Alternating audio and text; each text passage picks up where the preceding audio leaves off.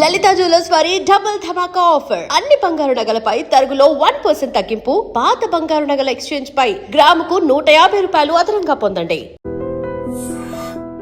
సంగీత సాహిత్య సమలంకృతే.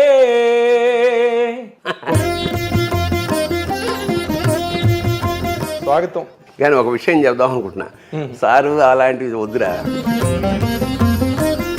బాబాయ్ అని పిలుస్తా, అలాగే పిలువ. ఎందుకంటే చాలా ఆర్టిఫిషియల్గా అనిపిస్తుంది అలా అయితే. ఎందుకంటే లేకపోతే ఆ బీసుకుపోయి ఏదో ఇంటర్వ్యూ కోసం.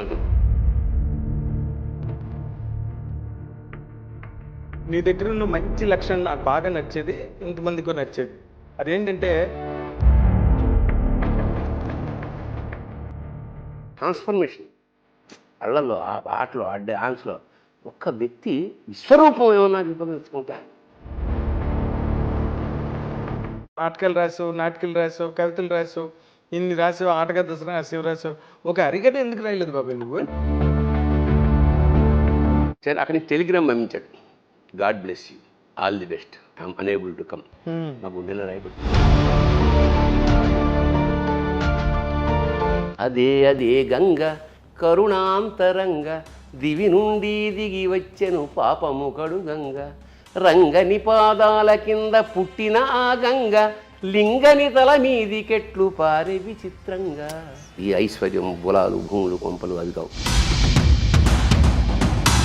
వాళ్ళకి లభించినంత ప్రాచుర్యం కానీ, వాళ్ళకి లభించినంత హీరో వర్షిప్ ఇంకో రైటర్కి ఉన్నదంటే ఏదో కట్టకట్టుకుని కావాలని ఇక్కడ పుట్టినట్టే అలా అలా పుట్టారు. అంత మృదువుగా, అంత సున్నితంగా ఉండే ఈ ధ్వని నేను వాయిస్తుంటే రంపంతో కోస్తే పుట్టు రాలుతున్నట్టుండేది. ఆటగదరా శివ, ఆటగద కేశవ, ఆటగదరా నీకు అమ్మ తోడు. అమ్మ తోడు అంటే ఏమిటి ఇక్కడ? నాటకం ఏంటి సబ్జెక్టు? ఇది ఎక్కువైపోయింది. ఇది మనమే రాసుకుందామని మొదలెట్టా. నాటిగా ఇది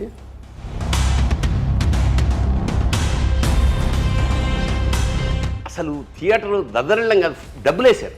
అవును, నాకు గుర్తు. రంగస్థలం మీద డబ్బులు వేశారు.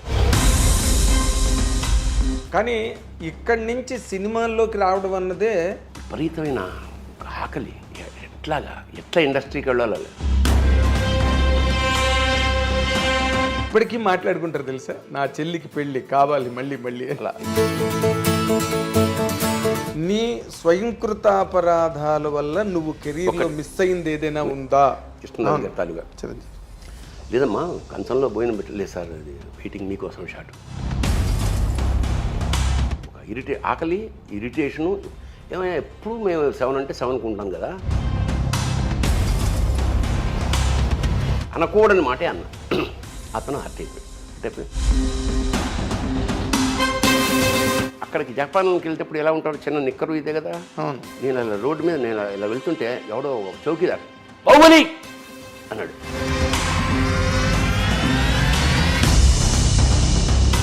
ఒక మహానుభావుడు, ఒక లెజెండ్ ని డైరెక్ట్ చేసావు. షార్ట్ కట్ చెప్పడం మర్చిపోయాడంటే నేను వెడాకోవడం అనుకునేవాడు. అలా ఆ సినిమాకి 3 సార్లు చెప్పింది. అవునా? ఆ పర్ఫార్మెన్స్కి కాదు, నేను ఏంటంటే ఈయన ఒకడండి, ఎందుకంటే అతను అక్కడ ఏ దేశానికి వెళ్ళినా నాకు ఫస్ట్ ఇన్విటేషన్ ఏమిటంటే, సార్ మీరు ఒక్కరోజు మాతో కలిసి భోజనం చేస్తూ. It's great experience. నా జీవితంలో 100% అదొక చంద్రయాన్. ఐ డ్రీమ్ ప్రేక్షకులకు స్వాగతం. ఇప్పుడు నేను ఇంటర్వ్యూ చేయబోతున్న ఒక వ్యక్తి కాదు, అదొక వ్యవస్థ. ఆ వ్యవస్థ గురించి మాటల్లో చెప్పడం కన్నా ఒక పాటలో చెప్పడం చాలా సమంజసం. సంగీత సాహిత్య సమలంకృతే. అది సంగీత సాహిత్య సమలంకృతుడు. సినిమా ఇండస్ట్రీలో ఒక నటుడుగానే కాకుండా సమాజంలో జరిగే చోటు చేసుకునే ప్రతి పరిణామం పట్ల ఒక పౌరుడిగా స్పందించే ఒక గొప్ప లక్షణం ఉన్న ఆ నటుడు మరెవరో కాదు, మీరెంతో అత్యంత ప్రీమితమంగా ప్రేమించే మన తనికెళ్ళ భరణి గారు. ఆయనతో ఇప్పుడు మనం ఇంటర్వ్యూ చేయబోతున్నాం. సార్ స్వాగతం. నమస్కారం. కానీ ఒక విషయం చెప్దాం అనుకుంటున్నా. సారు అలాంటివి వద్దురా, నువ్వు బాబాయ్ అని పిలుస్తావు, అలాగే పిలువు. ఎందుకంటే చాలా ఆర్టిఫిషియల్గా అనిపిస్తుంది.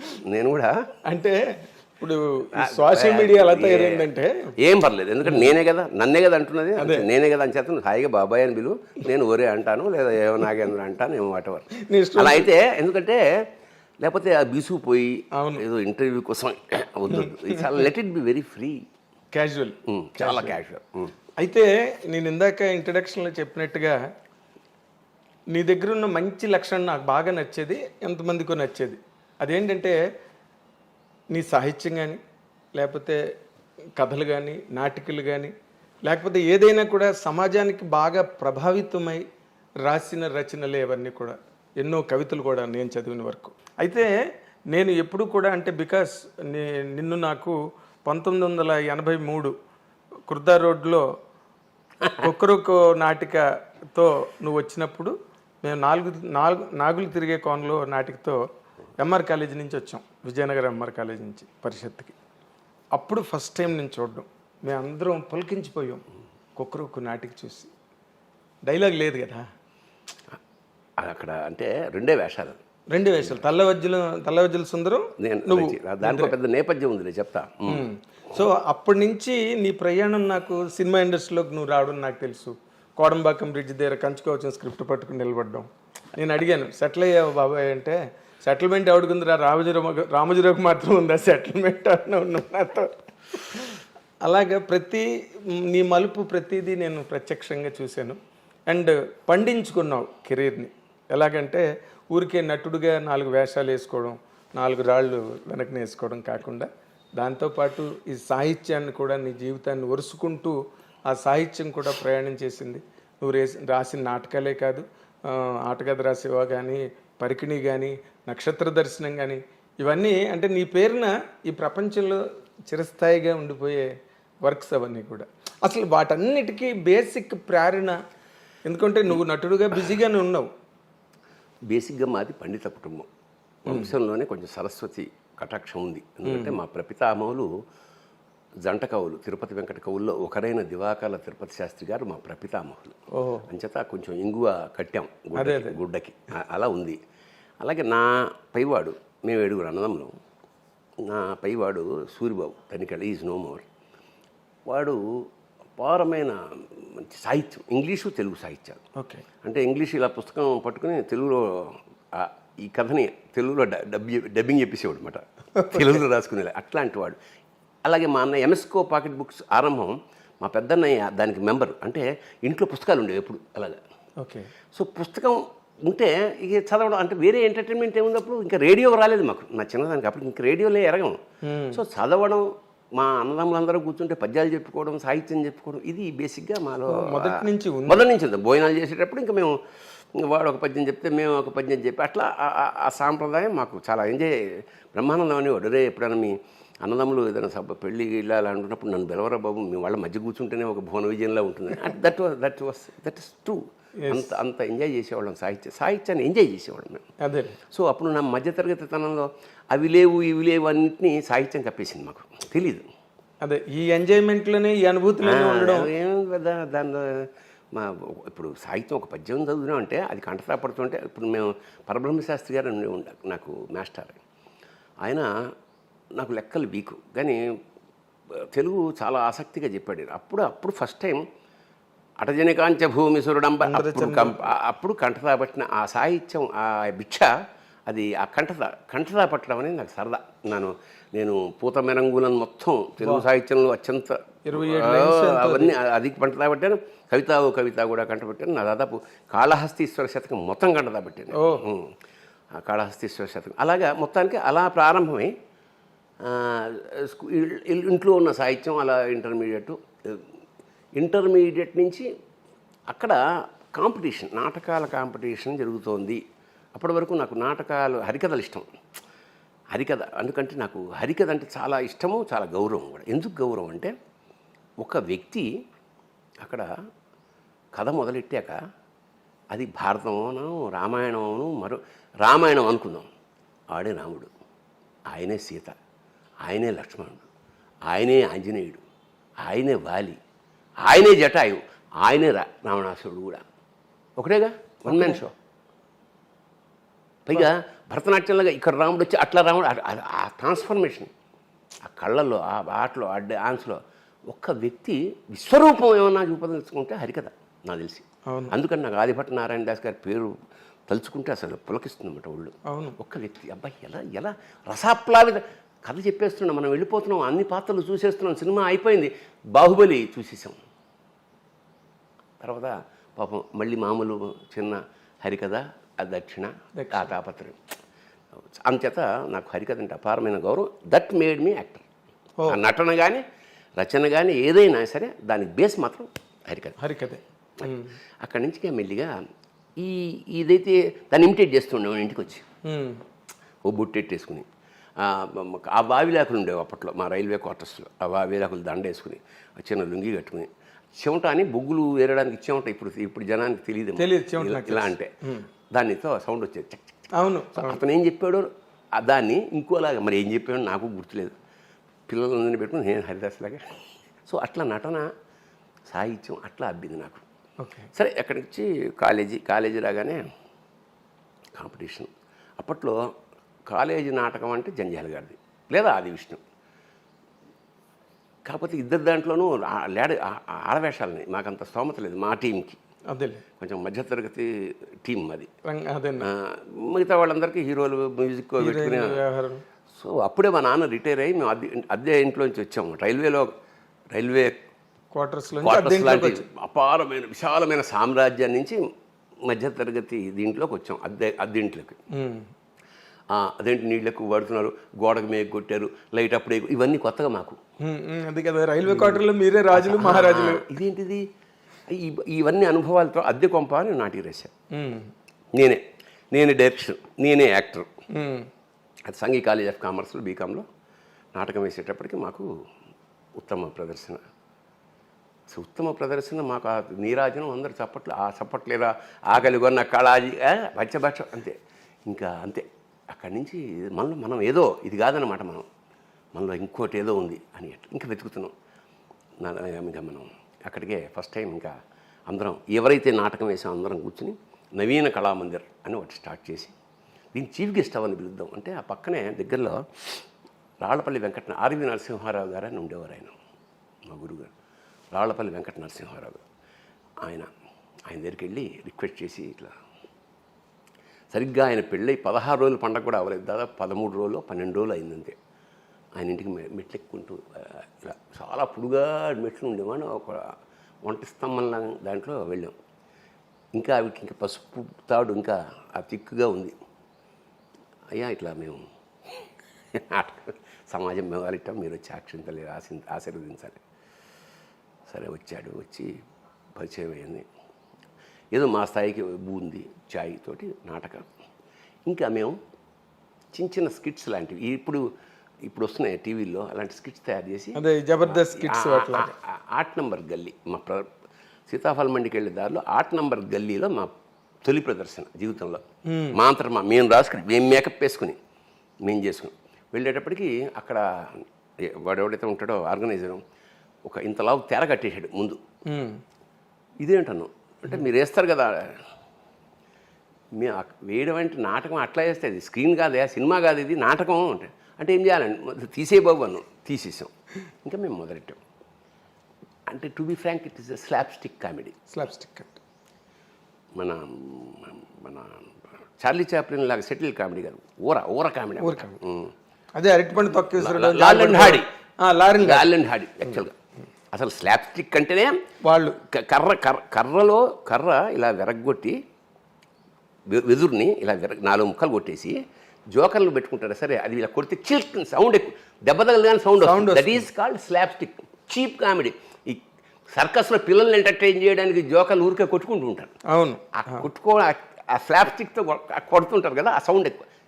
అంత చీప్గా మేము, అంటే మాకు తెలిసిన ఓవర్ చేయడం కదా, అతి చేయడం. అది విపరీతంగా నవ్వుతున్నారు పిల్లలు, చిన్న పిల్లలు, వాళ్ళు వీళ్ళు. కానీ కట్ చేస్తే ఆయన వచ్చాడు ఆర్గనైజర్. మీరు ఆపండి ఒక నిమిషం అని స్టేజ్ మీదకి వచ్చి ఏమా మజాక్ చేస్తుండ్రా, అరే ఎంత కష్టపడి నాటకం ఆడుతుంది నవ్వుతారేం ఏమ్రా, నోటి మీదలే ఏమి అది సూర్యండి సార్ అంటే మేము మేము వేస్తుందే వాళ్ళు ఎంటర్టైన్మెంట్ చేయాలి, వీడెవడరా బాబు అని ఇట్లాంటి స్థాయి నుంచి ఇది చూశాడు మా గురువుగారు. సరే ఓకే ఆర్టిస్టులు పిల్లలు పనికొస్తారు అంటే యాక్చువల్గా టు బి ఫ్రాంక్ మా గురువు మీద కోపం వచ్చింది. ఎందుకంటే మాకు ఆయన నాటకాలు వేసుకుంటూ వెళ్ళిపోతున్నాడు, మేము ఇక్కడ ఆర్టిస్టులు సమాజం మొదలెట్టే చిన్న చిన్న వేస్తున్నాం, మాకు ఎంటర్టైన్మెంట్ ఇవ్వడే, మాకు ఏదైనా అవకాశం ఇవ్వడా అని చెప్పేసి మేము ఇలాగ చిన్న చిన్న మొదలెట్టేసాం. ఆ ఫోటోలు తీయడం అవన్నీ మెల్లిమెల్లిగా ప్రచారం అయిపోయింది. ఇంకా దీన్ని ఏమంటారు నవరాత్రులు అప్పుడు 9 days బిజీ మేము. ఎక్కడ పడితే కారులో ఎక్కించుకుని తీసుకెళ్ళిపోయి ఒక చోట్ల కాబట్టి అది ఒక లోకల్గా వీడు లోకల్ ఫేమస్ అయిపోయింది. అయితే మా గురుగారు గుర్తించారు టాలెంట్ ఉంది కానీ this is not the right way of expression అని చెప్పి ఆయన మమ్మల్ని నాటకాలకి ఆరంభించి ఫస్ట్ ముగింపు లేని కథ. అప్పుడు నాకు దాదాపు 23 ఏళ్ళు, నేను 80 ఏళ్ల ముసలివాడి పాత్ర. దాదాపు 100 షోలు వేసాను, 100 ప్రదర్శనలు వేసాం. ఆల్ ఓవర్ మా ఢిల్లీ వెళ్ళాం, కలకత్తా వెళ్ళాం, కేరళ వెళ్ళాం. ఆల్ ఓవర్ ఇండియా అనాలి. ఆల్ ఓవర్ ఇండియాలో తెలుగు నాటకం అంటే తమిళ నాటకాలు అంటే వేల సంఖ్యలో ఉంటుంది, తెలుగు నాటకం 100 సార్లు ఇవ్వడం చాలా గొప్ప. అందులో ఒక్కసారి 99 ప్రదర్శన ఆయన రాలా. అప్పుడే మేము ఆయన్ని చెన్నై పంపాం మేమందరం స్త్రీ అనే సినిమా కోసం.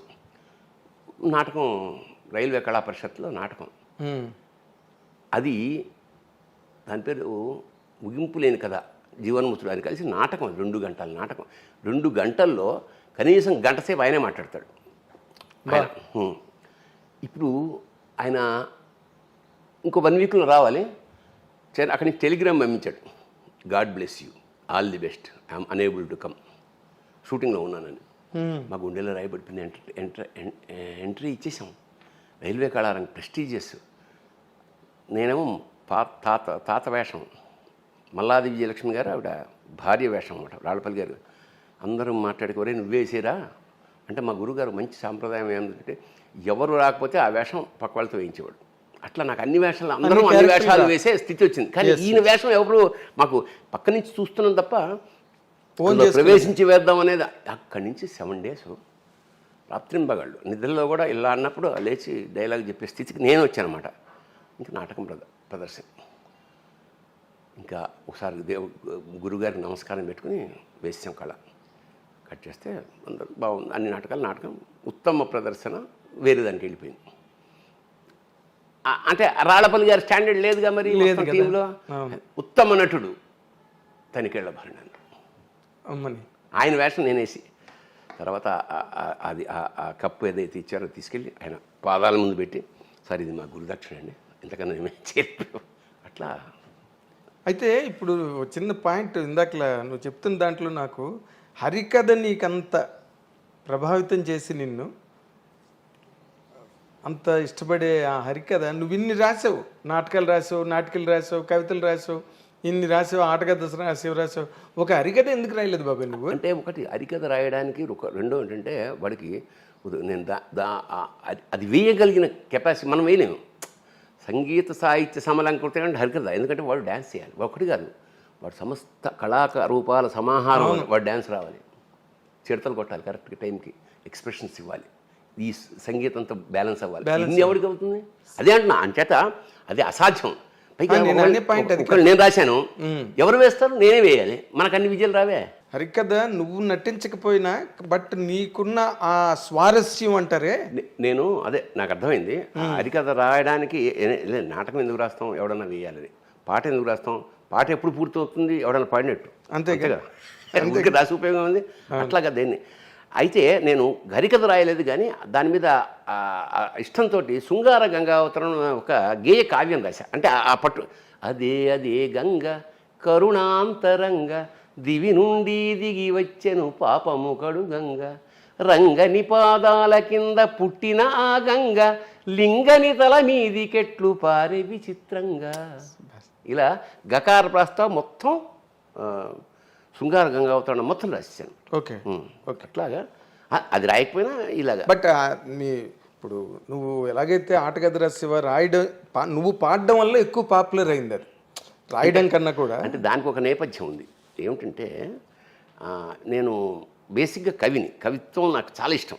నేను ప్రబంధ కావ్యాలు, ఇప్పుడు మా నాన్నగారు చిన్నప్పుడు పెద్ద పండితుడు కాకపోయినా మా ఇంట్లో కుమార సంభవం, మేఘ సందేశం ఇవన్నీ ఉండేవి. మా నాన్న చాలా రాగయుక్తంగా అస్తుత్తర స్వాందిసి దేవతాత్మాం హిమాలయో నామనగాధిరాజ పూర్వాపరౌ వారి నిదీక వాహ్య స్థిత పృథివ్యా ఇవమానదండం ఇలా పాడుతున్నప్పుడు అది మేము చాలా బాగుంది అనిపించి వింటూ అలాగా ఆ కావ్యం చదివేవాడు అన్నమాట. కశ్చిత్ కాంత విరహ గురుణా స్వాధికారా ప్రమత్వ శాపేనాస్తంగమిత మహిమ వర్షభోగ్యేన భర్తృ యక్షశ్చక్రే జనకతనయ స్నానపుణ్యోదకేషు స్నిగ్ధఛాయా తరుషి వసతిం రామగిర్యాష్.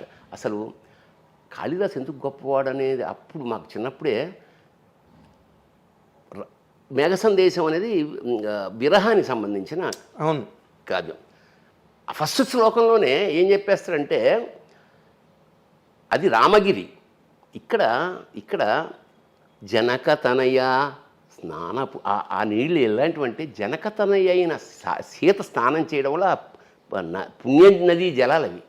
సో సీతకి రాముడికి లింకు పెట్టి ఇది విరహానికి సంబంధించిన కథ అని ఫస్ట్ శ్లోకంలోనే కాళిదాస్ చెప్పేస్తాడు. అట్లా మా జీవితాల్లోకి కాళిదాసు. నేను ఎప్పుడూ గర్వించే విషయం ఏంటంటే మన సంపద అదే. ఈ పుస్తకాలే నా సంపద. ఈ ఐశ్వర్యం, బులాలు, భూములు, కొంపలు అవి కావు. ఎందుకంటే ఏ క్షణమైనా ఆ శ్లోకం చదువుకుంటే మనకు వచ్చే ఆనందం వేరే, అది వేరే మానసిక ఆనందం. అందుకనే సంగీత సాహిత్యాలు ఒక రాక్షస ప్రవృత్తి, అంటే ఒక మృగమే కదా. మనిషి అంటే మృగమే కదా. ఆ మృగి నుంచి మెల్లిగా మార్చాలంటే వాడు ఇదర్ సంగీతము, సాహిత్యము, లలిత కళలో వాటిని సూట్ చేసి వాడిని మనిషిగా మారుస్తాయి. ఒక కవి హత్యలు చేస్తాడు అంటే అది దరిద్రంగా ఉంటుంది. చేయలే. ఒక వీణ వాయించేవాడు పిస్టల్తో కాల్చి ఊహించలేం మనం. సో ఎందుకు సున్నితత్వం ఎంటర్ అయిపోతుంది. అందుకని లలిత కళల వల్లనే లేదా సాహిత్యం వల్లనే ప్రపంచం ప్రశాంతంగా ఉంటుంది, ఆనందంగా ఉంటుంది. సాయంత్రాలు ఇంకొక వేరే లోకాలు సృష్టించుకోగలుగుతాం. That is the very purpose of music, literature and music.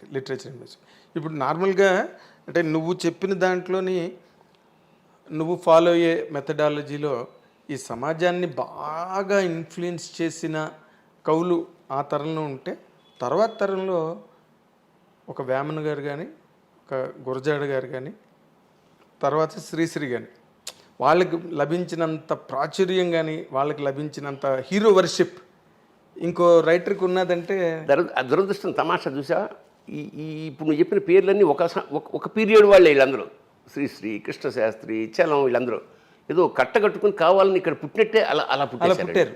ఆ తర్వాత మళ్ళీ అంత గొప్పగా అనేది ఇక ఎక్కడ గురజాడ నాటకం అంటే గురజాడ దగ్గర అయిపోతుంది. అదే అప్పుడు కాళిదాసు నాటకం అంటే గురజాడ పోవడం పోయిట్లు శిష్యు దగ్గర అయిపోతుంది. ఆ తర్వాత ఎంతమంది ఉన్నా కూడా అది ఆశ్చర్యం. ఎందుకంటే వాళ్ళ చిత్తశుద్ధి, నేను అనుకోవడం వాళ్ళ నిజాయితీ. ఇప్పుడు త్యాగరాజు స్వామి కానీ అన్నమయ్య కానీ ఆ కీర్తనలు రాశారంటే వాడికి ఎవరితోటి సంబంధం లేదు, రాముడితోటి తప్ప త్యాగరాజుకి ఎవరితోటి సంబంధం లేదు. నిధి ఒక కీర్తన అంటే అసలు జగదానందకారక అనే పదాల పోహళింపు ఉందే. జగత్తు మనకు తెలుసు, ఆనందం తెలుసు, కారకుడు తెలుసు. అది కలిపిన వాడు మూడు జగదానందకారక. ఒక్క వాక్యంలో మొత్తం వ్యక్తిత్వం, అంటే దేవుడి వ్యక్తిత్వం, వీడి ఆర్ద్రత అంత ఏకవాక్యంలో చెప్పి అనుభూతి. ఏకవాక్య, దాన్ని ఏమంటారు, ఏకవాక్య సంబోధనం, ఏకవాక్య మహాకావ్యం. ఏకవాక్య మహాకావ్యం అన్నమయ్యుడు. ఇంత మాత్రమున ఎవ్వరుదలచిన అంత మాత్రమే నీవు. అసలు నాకు అప్పుడు అనిపిస్తుంది, అంటే మనకు నమ్మకం నీకు కొండంది ఉంటే ఆడు కొండంది ఉంటాడు. అవును, నీకు ఇంత నాకు అంతే ఉంటుంది. పొద్దున్న నుండి సాయంత్రం లేదనుకో, నువ్వే అంత బిజీ అయితే వాడు ఇంకా బిజీ. సో సాహిత్యంతో కానీ ఆయన మాట, అన్నమయ్య గారు రాసిన మాట నాకు ఒకటి ఎంత ఇష్టం అంటే, ప్రియుడికి రాసిన పత్రిక కాదు కదా అని.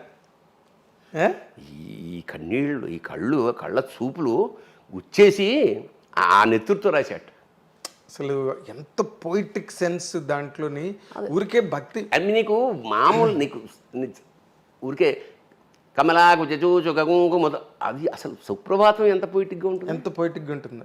అంటే డెప్త్ మనం సర్ఫేషియల్గా దురదృష్టవశాత్తు ఈ జనరేషన్ సర్ఫేస్ పైన ఉంటే చాలు, పై మెరుగులు వ్యవహారం. అందువల్ల కానీ చిన్నప్పుడు మేము చాలా ఇప్పుడు అమర కోసం చదువుకున్నాం, మేము అమర కోసం కావ్యాలు చదువుకున్నాం.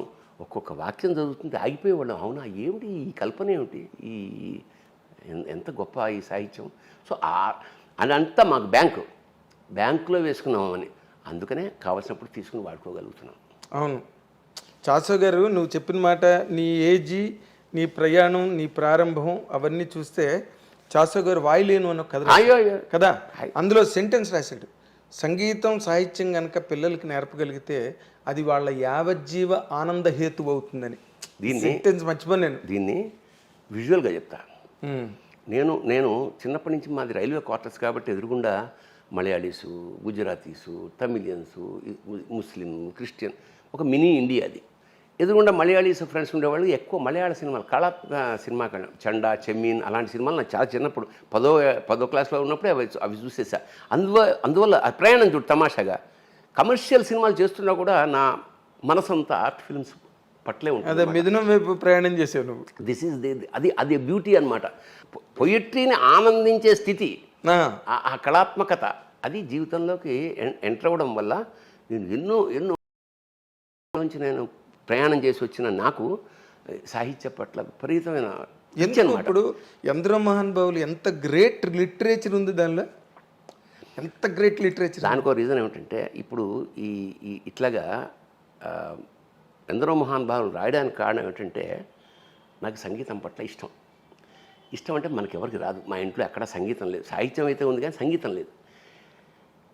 సరిగ్గా నా ఇంటర్మీడియట్ ఆ ప్రాంతాల్లో గరిమెళ్ళ నరసింహారావు గారు, ఎస్ జానకి గారు బావగారు, వాళ్ళ అక్క సీతాఫలమండిలో ఉండేది. ఆయన అన్నమాచార్య కళాపీఠం ఏదో పెట్టాడు. ఆయన పెడితే అందులో అన్ని కోర్సులు, మృదంగం, వయలిను. నాకు మృదంగం నేర్చుకోవాలి ఎందుకు అనిపించింది, తూర్పు పొడమరా అనే సినిమాలో కమల్ హాసన్ మృదంగం వాయిస్తాడు, ఆ చేయి కట్టింది టంగటంగన, అది ఎంతో చాలా అద్భుతంగా అనిపించింది నాకు. నేర్చుకుంటే మృదంగం నేర్చుకోవాలని నేను గరిమెళ్ళ నరసింహారావు గారి దగ్గరికి వెళ్ళి 10 రూపాయలు ఎంత అప్పుడు అంతే, పెద్దయినా చాలా పెద్ద అమౌంట్ అక్కడ. సరే వెళ్ళి ఫండ్, ఇది నేను 70s సంగతి చెప్తున్నా. సరే రా కూర్చోండి, అయిపోయింది, కొట్టాం. మళ్ళీగా టక్క ఒక రోజు 2 రోజులు 15 రోజులు నెల ఇంటికి వచ్చి తలుపుల మీద ద్వారబంధాల మీద కొట్టేస్తున్నాడు. అద్దెకొంపర బాబు అనేది మా అమ్మ. అంతా సజావుగా సాగుతుందన్న క్రమంలో మా గురువుగారు కూర్చోబెట్టి, నరసింహారావు గారు, ఒరే 2 ఏళ్ళు 4 ఇంతే లెక్క, ఇలాగా 2 3 6 మృదంగం లెక్కలు అవి ఇవి ఒకటే అన్నాడు. నా గుండెలో రాయబడింది, నాకు లెక్కలు రావు. ఇప్పుడు 3 3 ఆడినా అప్పుడు 12 ఎంత అంటాడేమో అని చెప్పేది మానేశాను సంగీ. సో మృదంగం అలా ముట్టుకుని మానేశాను. తర్వాత బ్రహ్మానందం గారని ఒక ఆయన ఉండేవాడు, మన బ్రహ్మానందం గారు వైలినిస్ట్, ఆయన దగ్గర కొన్నాళ్ళు వైలిన్ నేర్చుకున్నా. ఆ తీగల మీద ఆయన ఇలా వాయిస్తుంటే అంత మృదువుగా, అంత సున్నితంగా ఉండే ఈ ధ్వని నేను వాయిస్తుంటే రంపంతో కోస్తే పొట్టు రాలుతున్నట్టు ఉండేది నిజంగా. ఇంకా మనకి సంగీతం రాదు అని నిర్ణయించుకున్నాక, ఇక పెళ్ళయి పిల్లలు పుట్టిన తర్వాత వాళ్ళకి 5 ఏళ్ళు అప్పుడు ఇదే ఇంట్లో రమణమూర్తి అని ఒక ఆయన వచ్చాడు నా దగ్గరికి. సార్ నాకు సంగీతం వచ్చండి, నేను బేసిక్గా లాయర్ని, నాకు సినిమాలో ఏమైనా అవకాశాలు మ్యూజిక్ డైరెక్టర్గా. అది చూద్దాంలేండి, కానీ ముందు ఒక పని చేయండి సార్, నాకు సంగీతం అనుకున్నాను, నాకు రాలేదు, మా పిల్లలకి ఏమైనా నేర్పండి అన్న. నాకు నేర్పడం రాదు సార్, నాకు మీకు ఏమొస్తే అదే నేర్పండి అన్న. సరే పాపం ఒప్పుకున్నాడు ఆయన. పొద్దున్న 6 గంటలకు ఇక్కడే ఉండేవాడు, 6 గంటలకు వచ్చేవాడు. ఆయన వచ్చాక పిల్లల్ని లేపి మొహం కడిగి పాలు తాగేవాడు వచ్చేవాడు 7 అయ్యేది. ఎన్నాళ్ళు ఇట్లా ఆయన వచ్చా, మీరు 7ంటికి రండి, పర్లేదు సార్ పొద్దున్నే వస్తా అట్లా. వాళ్ళు 7 ఒకవేళ 7ంటికి వస్తే వీళ్ళు 7ంటికి లేచేవారు. అందుకని నేనేం చేశానంటే ఇంకా ఖాళీగా ఉండడం ఎందుకని నేను నేర్చుకోవడం మొదలెట్టా. ఓకే, 6 to 7 వాళ్ళకి రాలేదు కానీ నాకు సంగీతం వచ్చింది. ఇది నేను ఇక్కడ కూర్చుని 6 గంటలకు మొదలెడితే ఒకవేళ షూటింగ్ లేదనుకో, టిఫిన్ చేసి మళ్ళీ లంచ్ మధ్యమావతి రాగాన్ని 7 గంటలు ప్రాక్టీస్ చేశాను నేను. అబ్బా మీ ఆటగది రహస్య మధ్యమవుతాయి దానికోసమే ఈ కార్యకారణ సంబంధం ఏంటంటే ఈ రాగం వంట పట్టేసి అస్థిగతం అయిపోయింది అన్నమాట. అది వచ్చేసి ఒకరోజు సడన్గా ఈ మన శబరిమలై శఖరం కూలి తెలుగు వాళ్ళు పోయారని అనగానే నాకు ఆ రాగం నాలో వెంటాడుతుంది కదా. అవును. అది దేవుడి దగ్గర కూర్చుని ఆటగదరా శివ అట్లా మనసులో ఆటగద కేశవా అని వచ్చిన తర్వాత ఏమిటిది క్రీడార్థం సృజసి ప్రపంచమఖిలం అన్నారు ఆదిశంకర్లు. ఏమిటయ్యా ఆట, ఇలా చంపేయడం ఏమిటి అని చాలా బెంగతో అలాగా ఆటగదరా శివ ఆటగద కేశవా ఆటగదరా శివ ఆటగద కేశవ ఆటగదరా నీకు అమ్మతోడు. అమ్మతోడు అంటే ఏమిటి ఇక్కడ? శివశక్త్యాయుక్తో యది భవతి భక్త ప్రభావితం. అమ్మ శివుడు లేకుండా అమ్మవారు లేకపోతే అదే అమ్మతోడు అంటే అమ్మతోడు కాదు, అమ్మతోడు. అమ్మతోడు ఆటగదరా శివ అదే అమ్మతోడు కూడా నీకు ఆటగద కేశవ ఆటగదరా శివ ఆటగద కేశవ ఆటగదరా నీకు అమ్మతోడు ఆటగదరా శివ ఆటగద గణపతిని తిరిగి బతికించేవు కళ్ళు మోయుట మొదటి ఆట నీకు. మళ్ళీ ఆటగద మాయకే మాంగళ్యమును గట్టి కామదహనము సయ్యాట నీకు. ఆట బ్రహ్మకు సృష్టి అంతమే నీ దృష్టి విష్ణుమాయలు కూడా ఆట నీకు. ఆట చదువుల తల్లి ఆట బంగారు వల్లి ఆట చదువుల తల్లి ఆట బంగారు వల్లి ఆటగద శ్రీచక్ర సంచారిణి ఆటగదరా శివా ఆటగద కేశవా. అదే రాగంలో ఒక 22 రోజులు జ్వరం. జ్వరం అంటే ఎక్కడ వచ్చినా అదే అదే అదే అదే ఫేవరెట్. రాత్రి పొద్దున్న నైట్ రాత్రి పక్కన ఇది పుస్తకం పెట్టుకుని పెన్ పెట్టుకుని పడుకునేవాడు అనమాట. ఓ రాత్రి వీళ్ళు వస్తే వేసేసి మావిడికి భయం వేసేసింది. లేదు పిచ్చెక్కింది. ఏమిటండి ఇలా పిచ్చెక్కినట్టు ఇలా అయిపోతున్నారు మీరు ఏదంటే, ఒకవేళ నిజంగా శివుడి పిచ్చి ఎక్కితే అంతకన్నా కావాల్సింది ఏమిటంటే మొత్తానికి అది 125 రాక రాసి దాన్ని 108కి ఎడిట్ చేసి అదే కదా 108 చేసి వేటూరి సుందరరామూర్తి గారి తీసుకెళ్ళి పులకించిపోయినా చాలా చాలా చాలా బాగుంది ఆయన అని ముందు మాట రాశాడు. మాడుగుల నాగం శర్మ సంస్కృతంలో దానికి ముందు మాట రాశాడు. జొన్నవిత్తుల రామలింగేశ్వరరావు రాశాడు. అన్నయ్య సీతారామ శాస్త్రి ఒక పాట రాశాడు ముందు మాటగా ఒక పాటే రాశాడు. నాకు బాపు గారికి వినిపించా. పరమాద్భుతమైన బొమ్మేసి పంపాడు. అది అసలు నేను బాపు గారు ఎప్పుడు బొమ్మ వేసినా అలా అలా చాలా 1-2 గంటల అంత చూస్తూ 1 గంట తర్వాత మళ్ళీ ఫోన్ చేసి, సార్ మీరు ఆ కాలు ఇలా అన్నప్పుడు ఆ మువ్వలు ఆ గాలిలో తేలడం చాలా బాగున్నాయంటే, అవునా గమనించారా మీరు, బాగుంది అని. 1 నెల తర్వాత నేను ఫస్ట్ వేసిన బొమ్మలో ఇలా తంతున్న బాలు కొంచెం దూరం అయిపోయిందండి భూమి. అంటే భూమిని బాల్తో ఆటగదరా శివ అనడానికి ఇలా గమ్మత్తుంటే ఆటగదరా శివ ఆటగద కేశవ కాబట్టి శివుడికి పింఛం పెట్టాడు ఆయన. అవును, ఎస్ ఐ రిమెంబర్. పింఛం పెట్టి ఆ కాలుతో ఇలా తన్నినప్పుడు ఆ భూగోళం ఫుట్బాల్లో ఉండే భూగోళం కొంచెం దగ్గరేసి రెండో బొమ్మ పంపాడు నాకు. 1 బొమ్మ వేయడమే గగనం, అలాంటి రెండో బొమ్మ కూడా వేసి నాకు. సో అక్కడి నుంచి మా వీణాపాణి అదే ఆల్రెడీ ట్యూన్ చేశాడు కదా, దీన్ని చూస్ చేసి లాస్ట్ క్లైమాక్స్ మాత్రం ఆటగదనాలోని ఆత్మలింగేశ్వర నిత్య రుధిరాభిషేకము నీకు. ఆటగదనాలోని ఆత్మలింగేశ్వర నేత్రములే నేతి దీపములు నీకు. ఆటగదనాలోని ఆత్మలింగేశ్వర ఊపిరుల అగరు ధూపములు నీకు. ఆటగదనాలోని ఆత్మలింగేశ్వర 6 చక్రాలే పుష్పాలు నీకు. ఆటగదనాలోని ఆత్మలింగేశ్వర కుండలిని యజ్ఞోపవీత మీకు. ఆటగదనాలోని ఆత్మలింగేశ్వర నాసిరమే నారికేళమ్ము నీకు. ఆటగదరా శివ రేవతి రాగం. రేవతి అదే అది రావణాసురుడు వేదాల్ని స్వరపరిచినప్పుడు రేవతితోనే స్వరపరిచాడు. మనకు చాలా తక్కువ సినిమాల్లో. అంచేత అదే మొత్తానికి ఫార్మ్ అయిపోయిన తర్వాత ఇంకా మేము ప్రోగ్రామ్స్ మొదలెట్టాం. అతనే మాకు వీణాపాండి గారే హార్మోనియం, అవును, వక్షం వేణు మృదంగం, మా డాక్టర్ చేబిఎం శ్రీనివాసరావు తంబూర. మీరు సాహిత్యంతో మీ ప్రయాణం, సాహిత్యంలో మీ ప్రవేశం ఎలా ప్రభావితం అయ్యారని చెప్పావు బాబాయ్. అసలు నాటక రంగం వైపుకి ప్రయాణం ఎలా జరిగింది, దానికి మిమ్మల్ని ప్రభావితం చేసిన పాయింట్స్ ఏంటి? అదే అవసరార్థం అద్దెకొంప రాశాను, అది అయిపోయింది.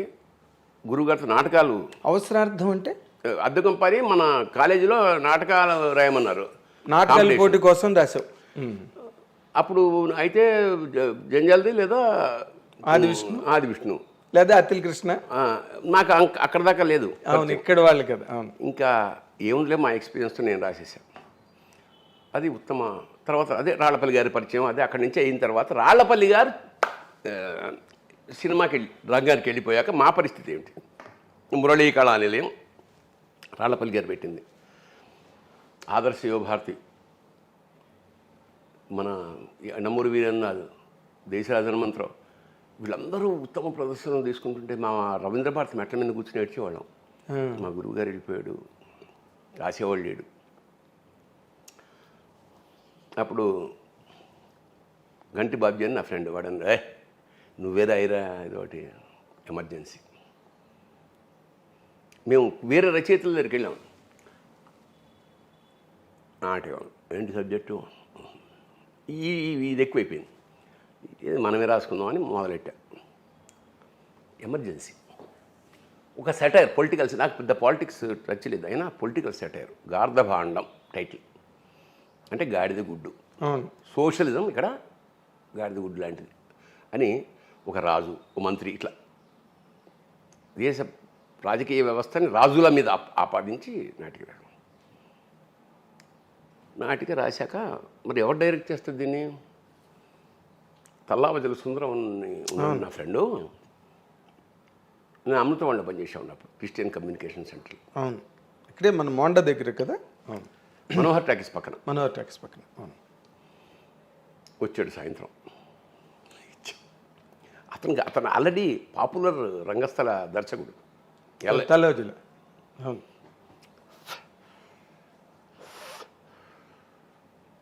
నాటిక ఇది. అవునా? ఏంట్రా బాబు ఇలా, ఇది ఏంట్రా అంటే 15 పేజీలు లేదు నాటికంటే, అది రాయి మళ్ళా.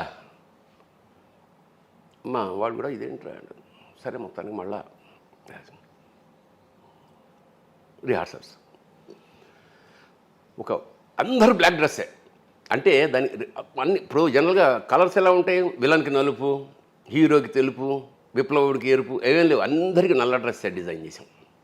ఎందుకంటే సువర్ణాక్షర లిఖిత గత చరిత్రకి భావి ఉషస్సుకి మధ్య వర్తమానపు అంధకారమే గార్ధభాండం. అంధకారం కదా, నల్లటి సూర్యుడు. ఆ దేశంలో అన్నీ నల్లగానే ఉంటాయి. అది నాటకం ఫస్ట్ ప్రదర్శన. నేను అమచ్యుడు, విలన్. ఖమ్మంపాటి సుబ్రహ్మణ్యం రాజు, సుందరం మేధావి. మేకప్ జరుగుతోంది. దేశరాజన్ మంత్రం మంచి డైరెక్టర్ గారు, మంచి మేకప్ మ్యాన్ కూడా ఆయన. ఓకే. సో మేకప్ వేస్తున్నాడు. మా నాటకం మొదలైంది. అసలు ఓపెనింగ్ షాటే అక్కడ కింద అందరు కూర్చున్నాగా సెటిల్ అవ్వగానే కర్టెన్ ఇలా ఓపెన్ అవుతుంది కదా. ఆల్రెడీ అక్కడ జెండా మంది మయమే, ఏముండవు అక్కడ కూర్చొని జనగణమన అంటే ఆడియన్స్ అందరూ లేచి, సగం మంది లేచి కింద. అసలు అర్థం కాలే వాళ్ళకి. జనగణమనకి లేవాలి, ఇది నాటకంలో జనగణమన, దానికి ఫంక్షన్ జనగణ, ఏం అర్థం కాదు. ఆడియన్స్ ఇలా లేచి కింద కూర్చుని చేసి మొత్తానికి గొల్లుమని నవ్వుకుని ఆపా జెండా అని. ఎవడరాను, నీది ఒక జాతి, నీకు ఒక జాతీయ జెండా అంటాడు రెండోవాడు. మరి ఈ కన్ఫ్యూషన్ అక్కడి నుంచి అందుకుంది నాటకం.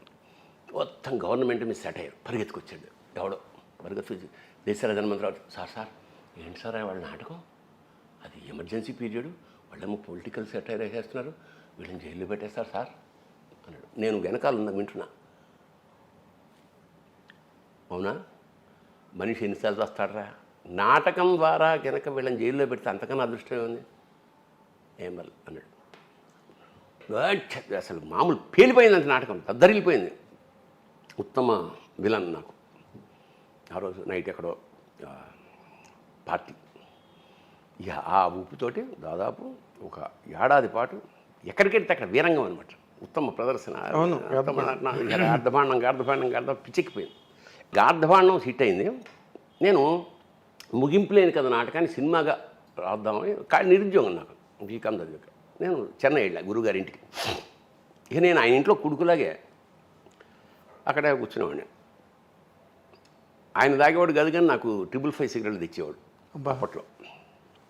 నాకంతా సరే మొత్తానికి వెళ్ళాను అక్కడికి వెళ్ళి ముగింపు లేని కదా స్క్రిప్ట్ రాసుకుంటుంది. ఈలోగా బరంపురంలో నాటక ప్రదర్శనకి పోటీకి కట్టాం. మరి నేను చెన్నైలో ఉన్నా కదా, నేను మా సుందరం వాళ్ళ టీంకి ఏం చెప్పంటే, సరే మీరు ఇక్కడి నుంచి విజయవాడ వచ్చేయండి, నేను అక్కడ చెన్నై నుంచి ఇక్కడికి వస్తాను, అందరం కలిసి బరంపురం వెళ్దాం. సరే అన్నాడు. కట్ చేస్తే నేను బయలుదేరి విజయవాడ వచ్చాను. అసలు ఏం అప్పట్లో ఈ ఫోన్లకి లేవు కదా, ఆ ట్రైన్లో వెతుక్కోవడమే వెళ్ళి వచ్చారా లేదా అని. మాకు మాడుగుల కృష్ణమోహన్ అని మా శిష్యుడు అనమాట. వాడు రైల్వేలో పనిచేసేవాడు. ఏరా మన వాళ్ళు ఎవరన్నా కలిసారా అంటే, ఎవరు రాలేదన్నా. అవునా, ఇదేంటని మళ్ళీ హైదరాబాద్ వచ్చాను. వస్తే మా వాడు జ్వరం వచ్చి పడుకున్నాడు. సుందరం, ఏంటి సుందరం, మనం పరిషత్ అక్కడికి కడుతుంటే ఒక్కటి రాలేదు, వాళ్ళకి చెప్పలేదు, మనం వాళ్ళు ఏమనుకుంటారంటే, ఏం చేయమంటావా, ఒక్క రిహార్సల్స్ రావట్లేదే అమ్మా. నాకు అక్కడ ఆల్రెడీ బరంపురం రాలేదు, ఇన్ఫామ్ లేదు. వాళ్ళు ఏమిటంటే ఇంత దొంగ వెధవలు వీళ్ళు, ఆదర్శ భారతి వీళ్ళందరూ కలిసి, వాడు ఒకసారి వెళ్ళినప్పుడు వీళ్ళకి కొట్టేస్తాడు, ఇట్లా ఏదో బ్యాడ్ ప్రాపగండా. నాకు అసలు కాలిపోయిందన్నమాట, ఇంత కమిటెడ్గా మనం చేస్తుంటే ఇదా అని. సరే మళ్ళీ చెన్నై వెళ్ళిపోయాయి వెంటనే 2-3 రోజులు. వీళ్ళెవ్వరూ లేకుండా నాటకం రాద్దాం ఓకే అని 3 త్రిమూర్తులు, ఒకడు విష్ణు బ్రహ్మ మహేశ్వర తోటి మొదలెట్టి 3 రావట్లా. కట్ చేసి 2 వేషాలతో చేద్దాం, యోగి జోగి మొదలెట్టి మొత్తానికి 2 వేషాలతో ఏంటే అన్నాడు. రివైజ్ రాసేసి తయారు చేశాను. నేను సుందరం, అంతే, ఇంకెవరు లేడు ఆర్టిస్ట్. అంటే ఇంక తక్కువలతో బెడద లేకుండా అసలు ఎవరు ఉండకూడదు, డైరెక్టరు రైటరు ఇద్దరం ఆర్టిస్టులు. అదే మరి లలిత కళా సమితి రైల్వేస్ ఫస్ట్ ప్రదర్శన, ఉత్తమ experimental play, best experimental play first. సరే ఏదో గుర్తింపు. నెక్స్ట్ చిలకలూరిపేట తెలుగుదేశం కళా పరిషత్ ఫస్ట్ ఇయర్, ఎన్టీఆర్ పేరు మీద సెకండ్ ప్రొడక్షన్. అక్కడి నుంచి మేము నెక్స్ట్ జిఎస్ఆర్ మూర్తి కళా పరిషత్ విజయవాడ రావాలి.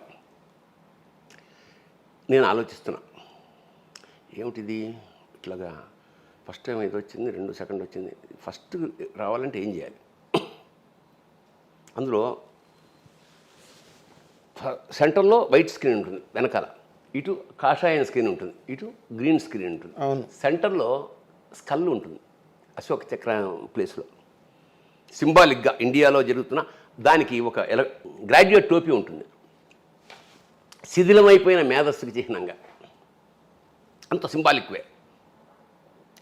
మేమే తండ్రి కొడుకు, ఆఫీసరు, గుమాస్తా, విప్లవకారుడు, రాజకీయ నాయకుడు, ఇట్లా అన్నీ 2 వేషాలు మేము వేస్తాం కదా, 2 వేషాలు. భార్యాభర్త వేషం కూడా ఉంది అందులో. వెనక్కి వెళ్తాం. వెనక్కి వెళ్ళినప్పుడు వెనక్కి వెళ్ళి ఒక 1 2 3 4 శోభనం అయిపోయింది, గర్భంతో వచ్చేస్తాం. అట్లా శోభనం ఎలా చూపించాలి అనేది నాకు ఒక ఐడియా వచ్చింది. ఏం చేసాం, ఇప్పుడు ఇక్కడ స్క్రీన్ ఉంటుంది, అంటే నేను I will show it performance. ఒక్క నిమిషం, ఇది స్క్రీన్, ఇది స్క్రీన్ అన్నప్పుడు దీని వెనకాల ఇటు వచ్చేసాక అబ్బాయి నేను ఇలా బయలుదేరా, నా చెయ్యి, అమ్మాయి ఇలా బయలుదేరి ఇలా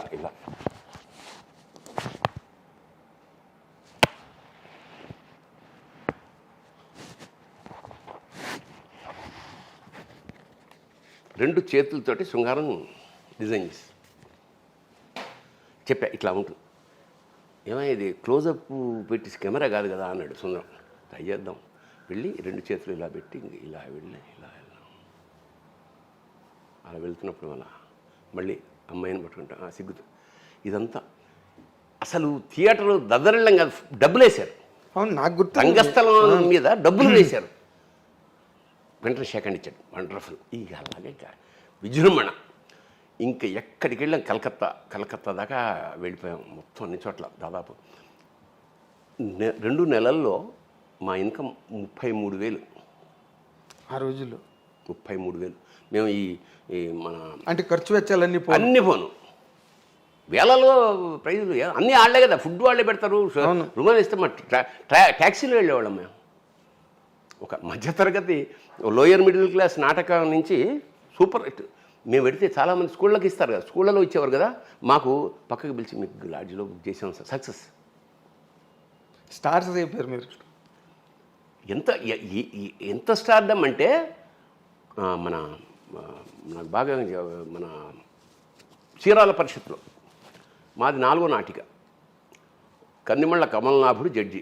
ఆయన వచ్చి, భరణి మీరు 3వ నాటకం కనుక మీరు వేస్తే బళ్ళు కట్టుకొచ్చారు అందరూ, ఊళ్ళ నుంచి అందరూ వెళ్ళిపోతారు. మీది 6వ నాటిక, పొద్దున్న 4ంటికి వస్తుంది మీకు. నా రూమ్లో పడుకోండి అంటే మేము వెళ్ళి 3:30 లేచి స్నానాలు చేసి ఫ్రెష్గా 4:30కి ఎక్కి 5:30 దాకా ఉత్తమ ప్రదర్శన. కలకత్తా మేము వెళ్ళాం. కలకత్తా తెలుగు ఆంధ్ర మహాసభ లాస్ట్. అది అయ్యాక మేము రావాలి. జలగ నాటకం, ఫక్తు కమ్యూనిస్టు ఎర్ర రంగు నాటకం, మొత్తం రెడ్ లైట్లతో అసలు బీభత్సంగా ఆడిస్తున్నారు. జనం ఉత్కంఠ, తప్పట్లో ఏళ్ళు. మేము డల్ అయిపోయాం. మనీ అమ్మ ఇదేంటి రాబో, మొత్తం ఏళ్ళు అసలు.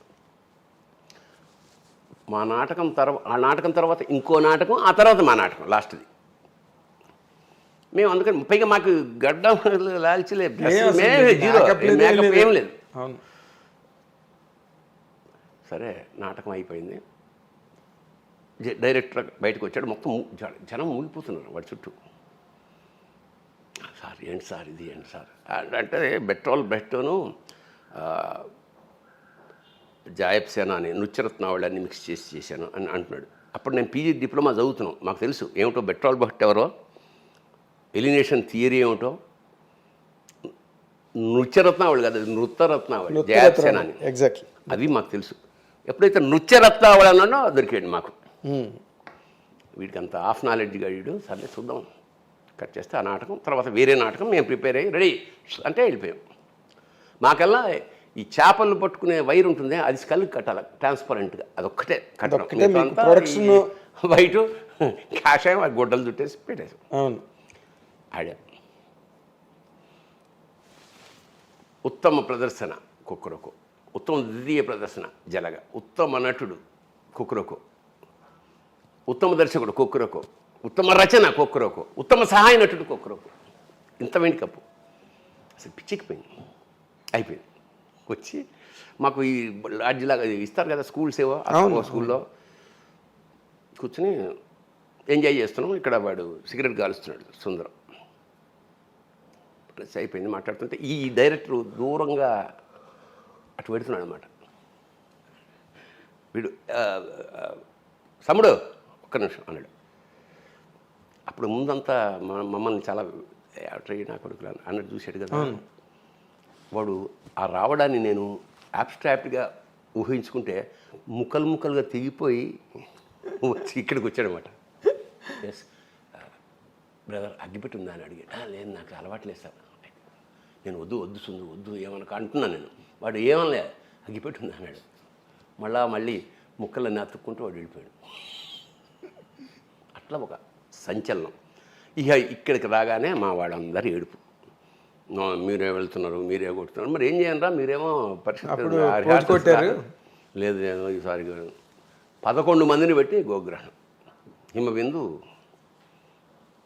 ఇంకా అక్కడ చిన్న విషయం. ఇంకా ఎక్కడికి వెళ్ళినా అసలు రేంజ్ వేరే. చెన్నమల్లేశ్వర అమలాపురం పరిషత్. ఇప్పుడు అది కూడా ఎప్పుడు సెకండ్ ప్రైజే వస్తుంది. 4-5 ప్రదర్శనలు వేసిన. భోజనం చేస్తున్నాను, అందులో డైలాగ్ అంటే అమ్మ మమ్మల్ని క్షమించు. చివరికి ఆ అమ్మాయి హింస పెడుతుంటే ఆ గోగ్రహణం అనే పేరు ఏమిటంటే ఒక స్త్రీ యొక్క మొత్తం పరిణామక్రమం. అదే లాస్ట్కి అమ్మమ్మ సూత్రుడు అంటాడు, అమ్మ మమ్మల్ని క్షమించు తల్లి, మీకు ఏమాత్రం చేయుతున్న మా జాతి నపుంసకత్వాన్ని క్షమించు, ఇట్లా ఏదో డైలాగు.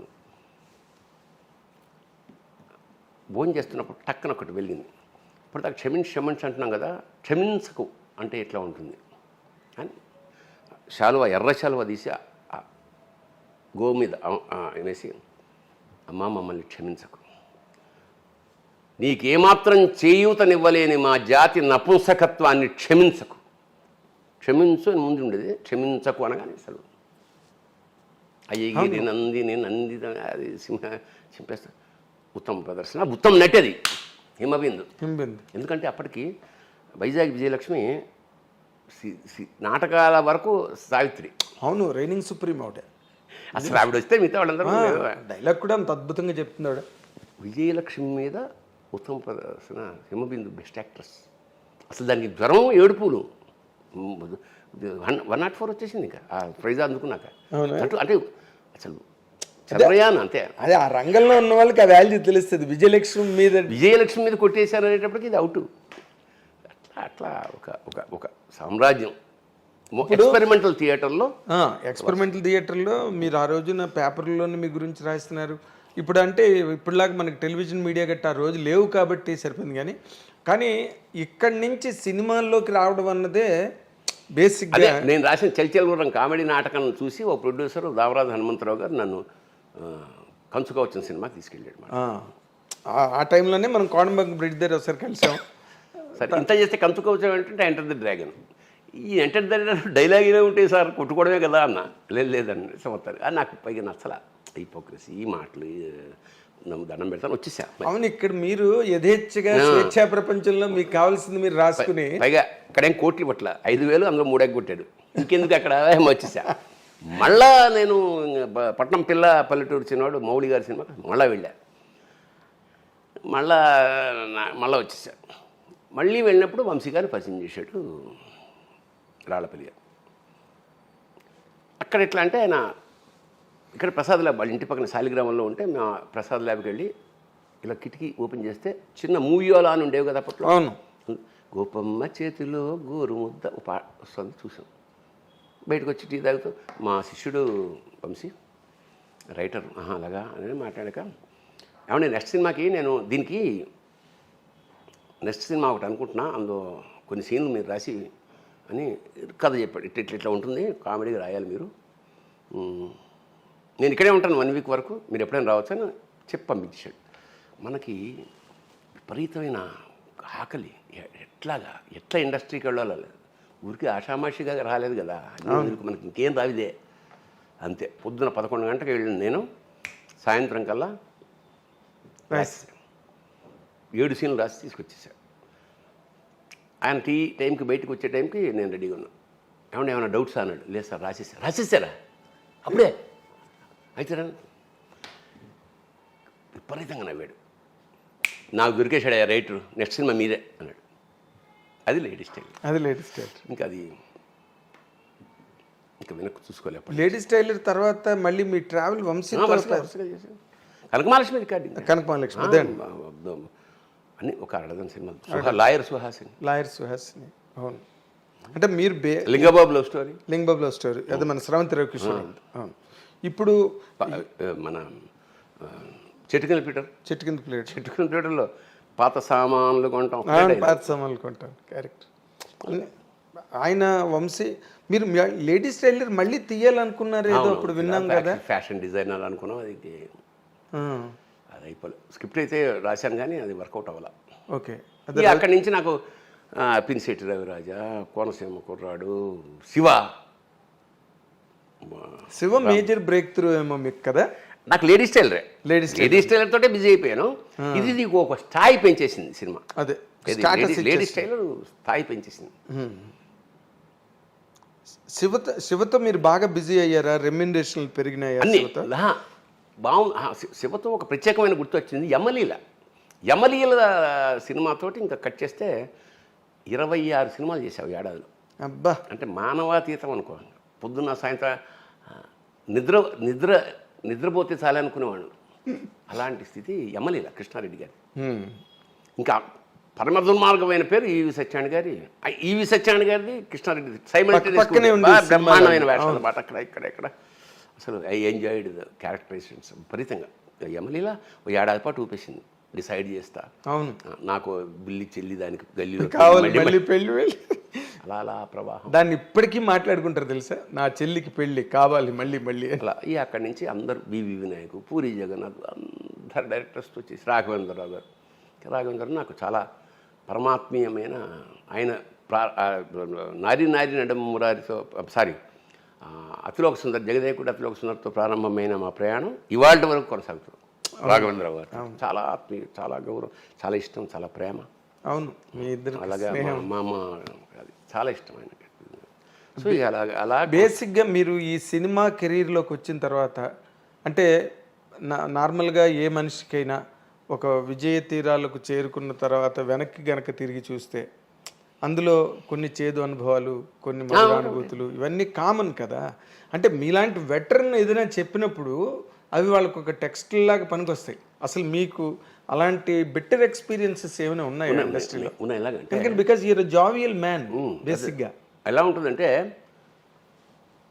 సక్సెస్, ఫెయిల్యూరు, సక్సెస్ నుంచి కొంచెం తగ్గినా ఆ పక్కకు దోసేసే నేచర్ ఉంది ఇండస్ట్రీకి. అవును, 10 సినిమాలు సక్సెస్ అయినంత మాత్రాన 11వది అలాగే ఉండాలని లేదు. అవును. మన క్రాంతి కుమార్ గారు నాకు బాగా ఆత్మీయ అప్పట్లో. సరే, మొత్తానికి పరిచయం అయింది, నాతో ట్రావెల్ చేశాడు. శారదాంబ సినిమాకి నేను రైటర్ని, ఆల్మోస్ట్ కో డైరెక్టర్ని కూడా. అయితే ఆ సినిమా శారద గారు చాలా మంచి వేషం. నాది బేబీరావు అని పరమ కిరాతకమైన వేషం అది. అంతా ఇంత కదా. అంటే ఫస్ట్ ఇంట్రడక్షనే ఓ స్టూడెంట్ నేను. ఫస్ట్ షాట్ నాది ఏం చేశానంటే, అమ్మాయిలు ముందు కూర్చుంటే ఓ అమ్మాయి జడ కత్తిరిస్తా అని. బేబీరావు అసలు ఊహించనంత క్రూరుడు పాత్ర ఉన్నది. అలాగా క్రాంతి కుమార్ది అయిపోయింది. చాలాసార్లు ట్రావెల్ చేసాం, అయిపోయింది. నేనేవో సినిమాలు రాసుకుంటున్నా, ఆయన తీయట్లేదు. సడన్గా ఓ సినిమా అనౌన్స్ చేశాడు. అనౌన్స్ చేసి కథంతా డిస్కస్ చేశాడు నాతోటే. నాది మెయిన్ విలన్.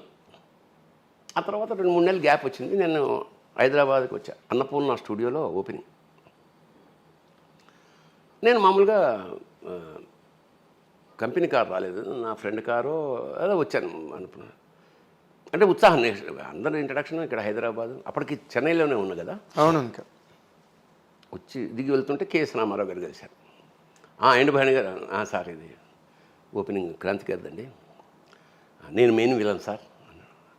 అవునా, ఒక్క నిమిషం రండి, నాకు తెలిసి మీరు కాదు సార్, ఎవరు వేరే నాట విలన్.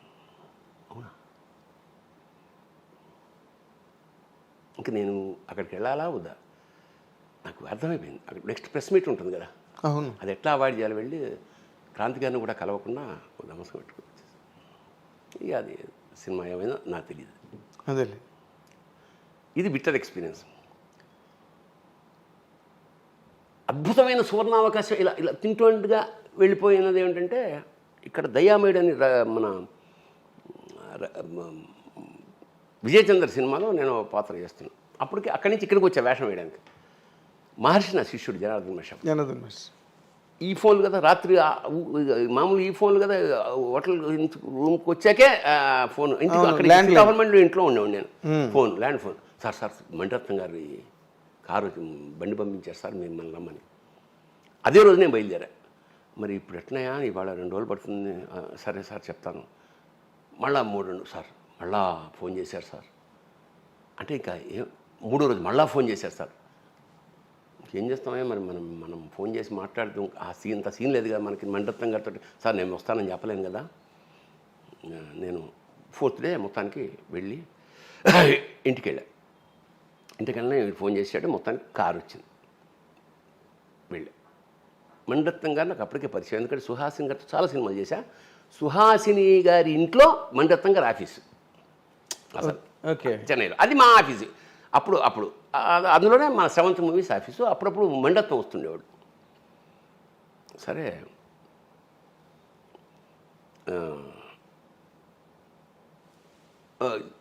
వచ్చింది కదా, ఆఫీస్కి పిలిచారు. వెళ్ళాను. సార్ అంతా కథ చెప్పాడు.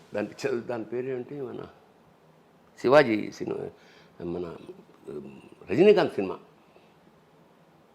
దళపతి.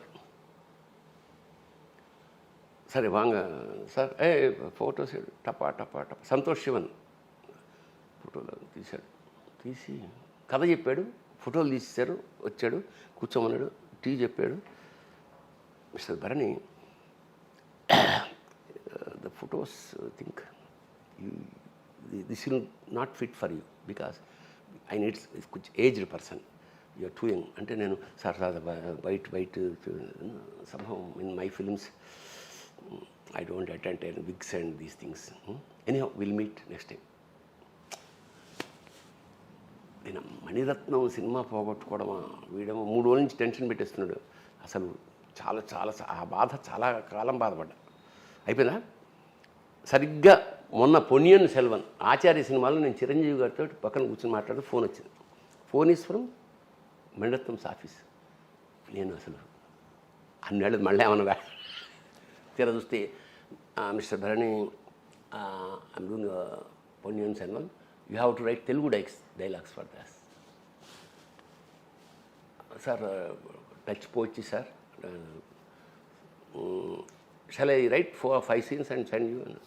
ఎన్నా సార్ ఎన్నా పేసురుంగే, ఏంటది, వచ్చేయండి అన్నాడు. కట్ చేస్తే వెళ్ళా.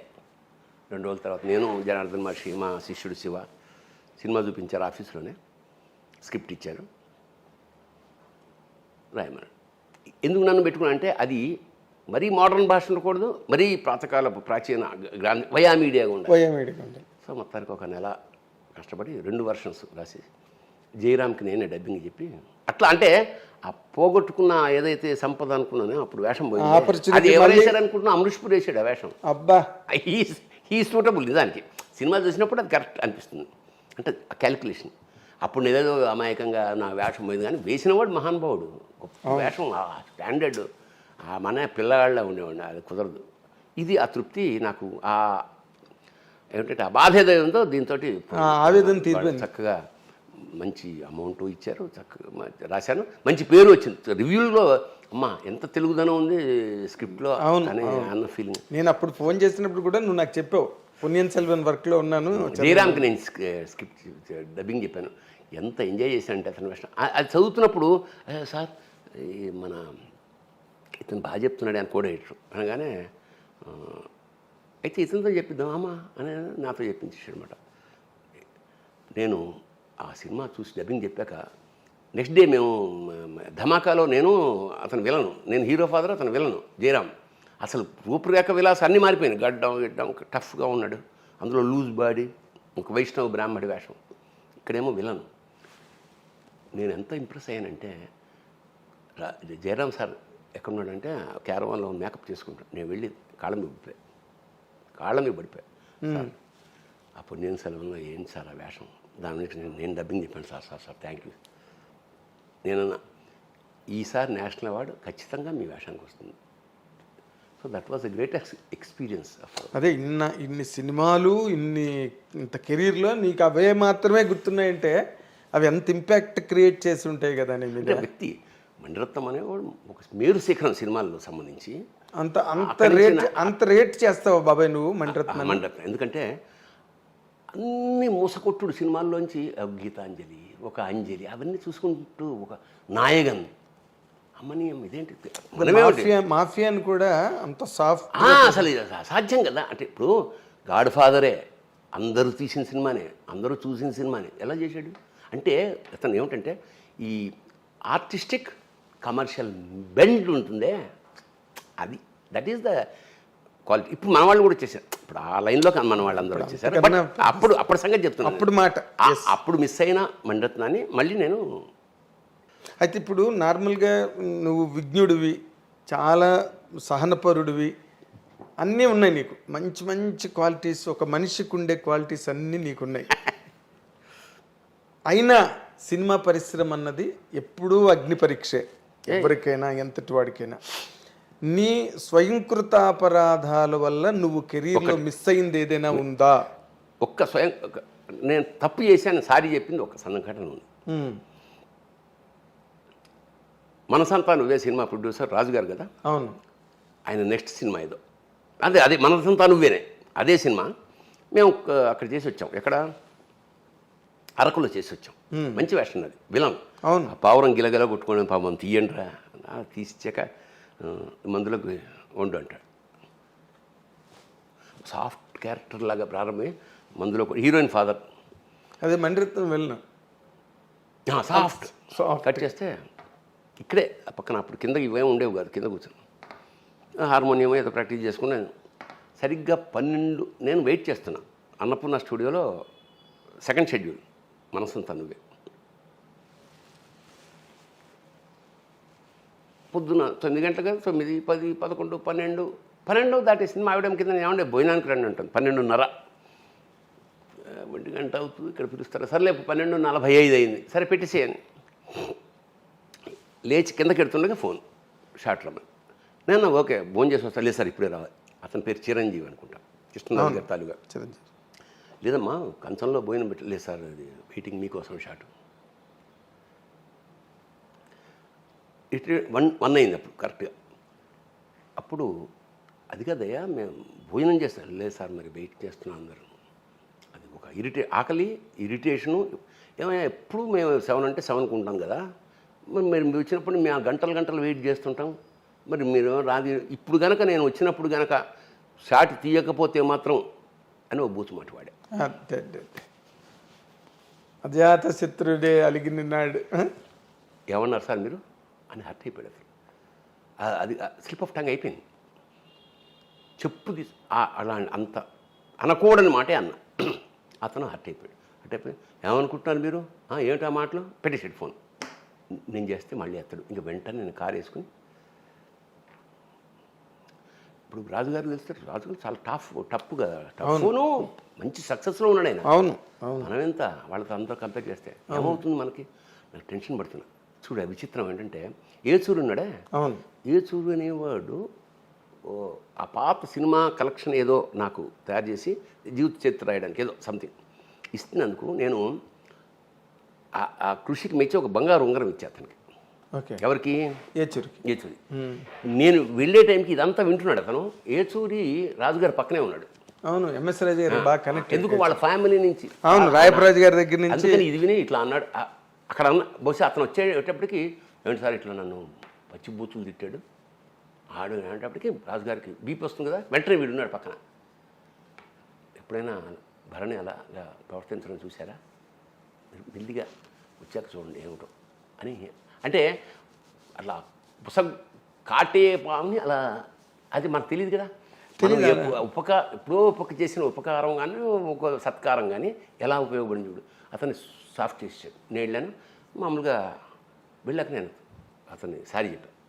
నేను ఐఎమ్ సో సారీ, నేను ఎప్పుడు ఇట్లా అట్టయ్యేలా మాట్లాడను, దాని ఆకలి వేస్తోంది, 2 కంచంలో పెట్టింది అన్నాను, మన్నించు అన్నాను. అతను కూడా చూసా. అది దీన్ని ఎంత చిన్న విషయమైనా స్లిప్ ఆఫ్ టంగ్స్ ఎలాగా వేషం పోవడమే కాకుండా అనవసరమైన చెడ్డ పేరు మిగిలి ఉండేది. అది అంచేత అది అతను నన్నేమి ఇంటరాక్ట్ తర్వాత రాజుగారితో తర్వాత చాలా సరదాగా ఉండేవాడు ఆయన. ఎప్పుడైనా సెట్లోకి ఎంటర్ అయినప్పుడు రాజ మాట్లాడిన ఉంటే ఇలా ఉబ్బేవాడు ఆయన. మంచి రిలేషన్ అట్లాగా. అది స్వయంకృత అపరాధం అంటే ఇది అది అంటే ఇది స్వయంకృత అపరాధం కింద రాదు బాబాయ్. ఇవన్నీ సినిమా ఇండస్ట్రీలో నేను వీటిని కూడా చిన్న అంటే ఎందుకంటే 40 ఏళ్ల కెరీర్లో ఒకరోజు కూడా నేను రేటుగా రాలేదు. ఒకరోజు రేటుగా రాలంటే అసాధ్యం కదా. అప్పుడు ఏం చేసేవాడిని అంటే 99% ఒకవేళ లేటుగా రావాల్సిన పరిస్థితి ఏర్పడితే ఫోన్ చేసేవాడిని, సార్ ఈ కారణం వల్ల రాలేదు ముందే చెప్పుకుంటే దాని ప్రకారం షెడ్యూలింగ్ చేసుకుంటారు కదా. స్వయంకృతం అనగానే ఇంకో తమాషా ఇంకోటి పోయింది నాకు మీలాగా. ఈ గడ్డం పెట్టుకోవడం అనేది చాలా కష్టం ఏ ఆర్టిస్ట్కైనా. ఇదంతా రాసేస్తారు, ఊపిరాడదు, తినబుద్ధి స్ట్రాతో తినాలి. రామ్ గోపాల వర్మ సర్కార్, నాకు రామ్ గోపాల వర్మ సర్కార్లో వేషం ఉంది పంపించి ఒక అమ్మాయి ఫోన్ చేసింది, బియర్డ్ ఉంటుందా అని అడిగా. అవును సార్, వాటి పేరు చంద్రస్వామి ఆల్రెడీ ఈ గడ్డం ఉంది, లైట్గా ఉంది, పెట్టేటట్టయితే కష్టం నేను అన్నా. లేదు సార్ నేను అడుగుతానే వర్మ అని అడిగాడు. లేదు గడ్డం పెట్టాలి అన్నాడు. అయితే నేను చెయ్యనన్నా. కట్ చేస్తే జీవా చేసాడు ఆ వేషం. ఓ మంచి వేషమే అది. అట్లాగా అంటే అది స్వయం అది కావాలని అంటే పోగొట్టుకున్నా. కావాలంటే మరి అయితే అది నాకు ఇంకోదికి పనికి వచ్చింది. అవును ఆర్టిస్ట్వి నువ్వు పెట్టుకుంటావు గడ్డం ఒక గంట, ఏం జన్మంతా ఉండదు కదా, ఓ మంచి అవకాశం పోగొట్టుకున్నావు కదా. ఇప్పుడు ఈ అమితాబ్ బచ్చన్ ఇక్కడ రామ్ గోపాల్ ఉన్న నాకు అమితాబ్ బచ్చన్ పక్కన వేషం పోయింది కదా లైఫ్లో. ఇంకా మనం అది అసాధ్యం కదా అది. అదే అసాధ్యం. పైగా అమితాబ్ బచ్చన్ చెప్పలేం. అమితాబ్ బచ్చన్ గురించి నా ఒక ఈవి సత్యనారాయణ గారికి ఒక యాంకరింగ్ చేస్తున్నా సినిమా ఏదో సూర్యవంశం. సూర్యవంశం. అప్పుడు అమితాబ్ బచ్చన్ గారు వస్తే అమితాబ్ బచ్చన్ గారి గురించి ఏదైనా చెప్పాలని, అమితాబ్ జీ आप जब खड़े होते कुतुब मीनार लगते, जब बैठे होते ताजमहल लगते అన్న. నిలబడితే నువ్వు కుతుబ్ మినార్వి, కూర్చుంటే తాజ్మహల్. అట్లా అది అట్లా అంటే అవకాశం పోయింది కదా అని అది అది మన స్వామి. అయితే దీనివల్ల నాకు జరిగిన మేలు చెప్తా. లేదు మనం వేషం వేయాల్సిందే గడ్డమైనా సరే అని నిర్ణయించుకుని కట్ చేస్తే బాహుబలిలో మళ్ళీ వేషం వచ్చింది. సేమ్ వెళ్ళా కేరళ, అప్పుడు ఇలాగే పెంచుకుని వెళ్ళా. నా ఉద్దేశం అంటే ఇది చూసి చాలా అంటే జనరల్గా ఏం వేషమో తెలియదుగా వెళ్ళాను. గడ్డం ఉండాలండి అన్నాడు రాజమౌళి. చూసి బే మందు పెట్టండి అన్నాడు. మళ్ళీ పోతుందిరా వేషం, నోరు మూసుకో అని కట్ చేస్తే ఇంత పెట్టారు. నేనెవరో తెలియకుండా. బట్ అది గొప్ప వేషం. ఇంట్రడక్షన్లో జటాకట ఉసిరు ఆపు అనేసి ఆ ముఖ్యంగా కొన్ని బిట్ల శంఖం విచిత్రం ఏంటంటే జపాన్ వెళ్ళాను నేను ఒకసారి. ఈ ఇంత గడ్డం శంఖం ఇది కదా, అక్కడికి జపాన్కి వెళ్ళేటప్పుడు ఎలా ఉంటాడు, చిన్న నిక్కరు ఇదే కదా. నేను అలా రోడ్డు మీద నేను ఇలా వెళ్తుంటే ఎవడో చౌకీదార్ బాహుబలి అన్నాడు. ఏంట్రా ఇక్కడ కూడా గుర్తుపడ అంత ప్రతిష్ట అంటే ఏదో మంత్రస్థానాన్ని ఒప్పుకున్నాం అని సామెత ఉన్నట్టు మనం వేషం వేసినప్పుడు ఏమన్నా పెడతారు. ఎందుకంటే నాకు ఇంకొక మన ఎవరతను అతిలోక సుందరిలో అమరీష్ పురి అనగా ఇలా గుండు మీద నిటరు ఎండాకాలం అలా ఉన్నట్టు చెమట్లు ఓడిపోతున్నాయి. నేను తెలుగు అంత ముక్కలు చేసేది అది నేను రాసి పెడుతుండేవాడిని. దాన్ని బలికి సిద్ధ అంతకన్నా చెప్పలేడు అలా. అందుకని ముక్కలు గ్యాప్లు ఉంటే కానీ దాన్ని బలికి సిద్ధం చేయండి అవన్నీ నేను రాసేవాడిని. అంటే తెలుగునే. ఓ రోజు అన్న సార్ తక్లీఫ్ హో రా క్యా, ఈ ఇబ్బందిగా ఉందా ఏదన్నా, సినిమా కా షోక్ హేనా సహనా పడతాయి నిభానా పడతాయి. చిన్న ముక్కే కానీ గొప్ప విషయం అది. ఎంత మాట. మరి నువ్వు సినిమాలు చేస్తున్నప్పుడు అక్కడ ఏమైతే చెయ్యి అంతే, ఇంకా డిస్కషన్ లేదు. అదే బి రామన్ ఇన్ వైల్ కాదు, ఇక్కడ అది అవసరం ఎంత మిస్ అయిపోయింది. ప్రొఫెషన్ కదా. సో అది గనక యాక్సెప్ట్ చేసి రాము కోసం ఇది ఎగ్గొట్టేవాడేమో, ఏదో పోయింది. అవును కదా. అట్లా తర్వాత ఎవరు పబ్లిక్ ఫిగర్స్గా మీరు మారిన తర్వాత మీ మీద బోల్డ్ ఎనాలిసిస్లు వస్తాయి, మీ ప్రొఫెషన్ మీద బోల్డ్ ఎనాలిసిస్లు వస్తాయి, క్రిటిక్స్, గొడవ, గందరగోళం. ఇళ్లలో కూర్చున్న మామూలు సాదాసీదా మనుషులు కూడా తనకెళ్ళి బరిని బాగానే చేస్తాడు కనరా, బట్ ఎక్కువ రెగ్యులర్గా సినిమాల్లో ఉండే ఏదో వాళ్ళ వ్యాఖ్యానం వాళ్ళది ఏదో ఉంటుంది. ఇప్పుడు నీ కెరీర్ని నువ్వుగా జడ్జి చేసుకుంటే సక్సెస్ పర్సంటేజ్ ఎంత, ఫెయిల్యూర్ పర్సంటేజ్ ఎంత బాబాయ్? నేను చాలా చిత్తశుద్ధితో, అంటే నా సినిమా ఫెయిల్ అయినచ్చు కానీ నా వేషం ఎప్పుడు ఫెయిల్ అవ్వలేదు. నేను ఏది చేసినా నా సిన్స్ 25 ఈ సినిమా అమ్మాయి ఏంట్రా లోపలికి ముందు ఒప్పుకునే ముందే ఆలోచించుకోవాలి తప్ప లోపలికి వెళ్ళాక నేను ఫస్ట్ స్క్రిప్ట్ చూస్తా. నేనేమన్నా సహాయం చేయగలను యాజ్ రైటర్, అవసరమైతే చేస్తా. ఆ సినిమా ఏం బాగు అంటే ప్రొడ్యూసర్ అన్నదాత నాకు, ఆయన ఎప్పుడూ రైటే. ఆర్థిక ఇప్పుడు మన అహో బ్రహ్మ ఓహో శిష్య అనే సినిమా, అతను ఎవరో ఆ డైరెక్టర్ గారి పేరు శివాజీ రాజా. మేము సినిమా అనుకున్నాం, ఆయన పోస్ట్ పోన్ 15 రోజులు అయింది. మేమిద్దరం సింగపూర్ ఫస్ట్ టైం విదేశాలు వెళ్ళడం అదే కారణం. 15 రోజులు తర్వాత వచ్చా చేశా. ఆయన నాకు ఒక 60,000 ఎంతో బ్యాలెన్స్ వైట్ అండ్ వైట్ వేసేవాడు. పాపం అతను డబ్బింగ్ ఆర్థికంగా కొంచెం కష్టాల్లో ఉన్నాడు, డబ్బింగ్ ఇచ్చే పరిస్థితి లేడు. అప్పుడు మనం అప్కమింగ్ సరే నాకు అర్థమైపోయింది. నేను ఫోన్ చేశాను గోపాలకృష్ణ గారు, నేను డబ్బింగ్ చెప్పేస్తాను సార్, ఎప్పుడు వస్తారు సార్? కారు కూడా పంపించలేని స్థితి. నేను ఆటోలో వెళ్ళిపోయా, మొత్తం డబ్బింగ్ చెప్పేశాను. సార్ మీకు ఎప్పుడు వస్తే అప్పుడే ఉండాలి. ఆ తర్వాత నాకు తెలిసి ఎప్పుడైనా కనపడ్డా సరే ఆ కృతజ్ఞత భారంతో అలా ఉంగిపోతుండేవాడు. సార్ చిన్న విషయం సార్, మీకు అతను ఇవ్వలేకపోయాడా, తిరువీధి గోపాలకృష్ణ అతను ఇవ్వలేకపోయడం విషయం పక్కన పెడితే ఆ కృతజ్ఞత మాత్రం అతను జీవితాంతం ప్రకటించాడు. ఎక్కడ వెళ్ళినా సరే అది పెద్ద విషయం కూడా కాదు అప్పుడు. కానీ అతనికి ఎక్కువ కదా, నేను డబ్బింగ్ చెప్పను డబ్బులు ఇస్తేనే కానీ అంటే అదొక నరకం అయిపోయింది కదా అతను. చాలా జరుగుతాయి. తర్వాత నీకు నచ్చకుండా నువ్వు చేసిన క్యారెక్టర్ కానీ అంటే లోపలికి వెళ్ళాక తిట్టుకుని సరే ఒప్పుకున్నాం కదా, అది వైట్లసి కాదు, చౌదరి చౌదరి వైవిఎస్ చౌదరి సినిమాకి నేను ఆలి అంట. వెళ్ళే వరకు తెలియదుగా, చిన్న వేషం, ఒక అన్న గెస్ట్ వేషం గురుగారు అంటే కొద్దిగా వేషం అమ్మ నాకు వాడు వేసాడేమో ఇంతకుముందు నాకు ఆలీ వేసి ఉన్నాడేమో. నేను ఫస్ట్ టైం అబ్బా నాకు అసలు ఈ బాడీ షేమింగ్, ఈ ట్రాన్స్జెండర్ అంటే నాకు చాలా ఇబ్బంది. ఇది ఎందుకయ్యా అంటే లేదు సార్ ఒక్క సీనే పెద్ద ఒక బిట్టు ఇంత చేస్తే ఒక బిట్టు ఇద్దరు దొంగ మీద కూర్చొని ఏదో మొత్తానికి ఏం కామెడీ వెళ్ళిందో నా శార్థం ఏం తెలియదు. కానీ ఒక ఆవిడే మహా అయితే ఆవిడే అయిపోయింది. బుట్టు జడ లిప్స్టిక్లు గొడవ వికిలిగా ఉంది. సరే మొత్తానికి అయిపోయింది, వచ్చేసాం. అదే నా జీవితంలో ఇంకా ఫోన్లు అడుక్కు తింటున్నావా, ఆ వేషం వేయకపోతే వేయాలా, ఎంత కక్కుర్త. ఒకటి కాదు, అప్రిషియేషన్స్ ఎన్ని వచ్చినా ఈ బూతులు తిట్టారు నన్ను.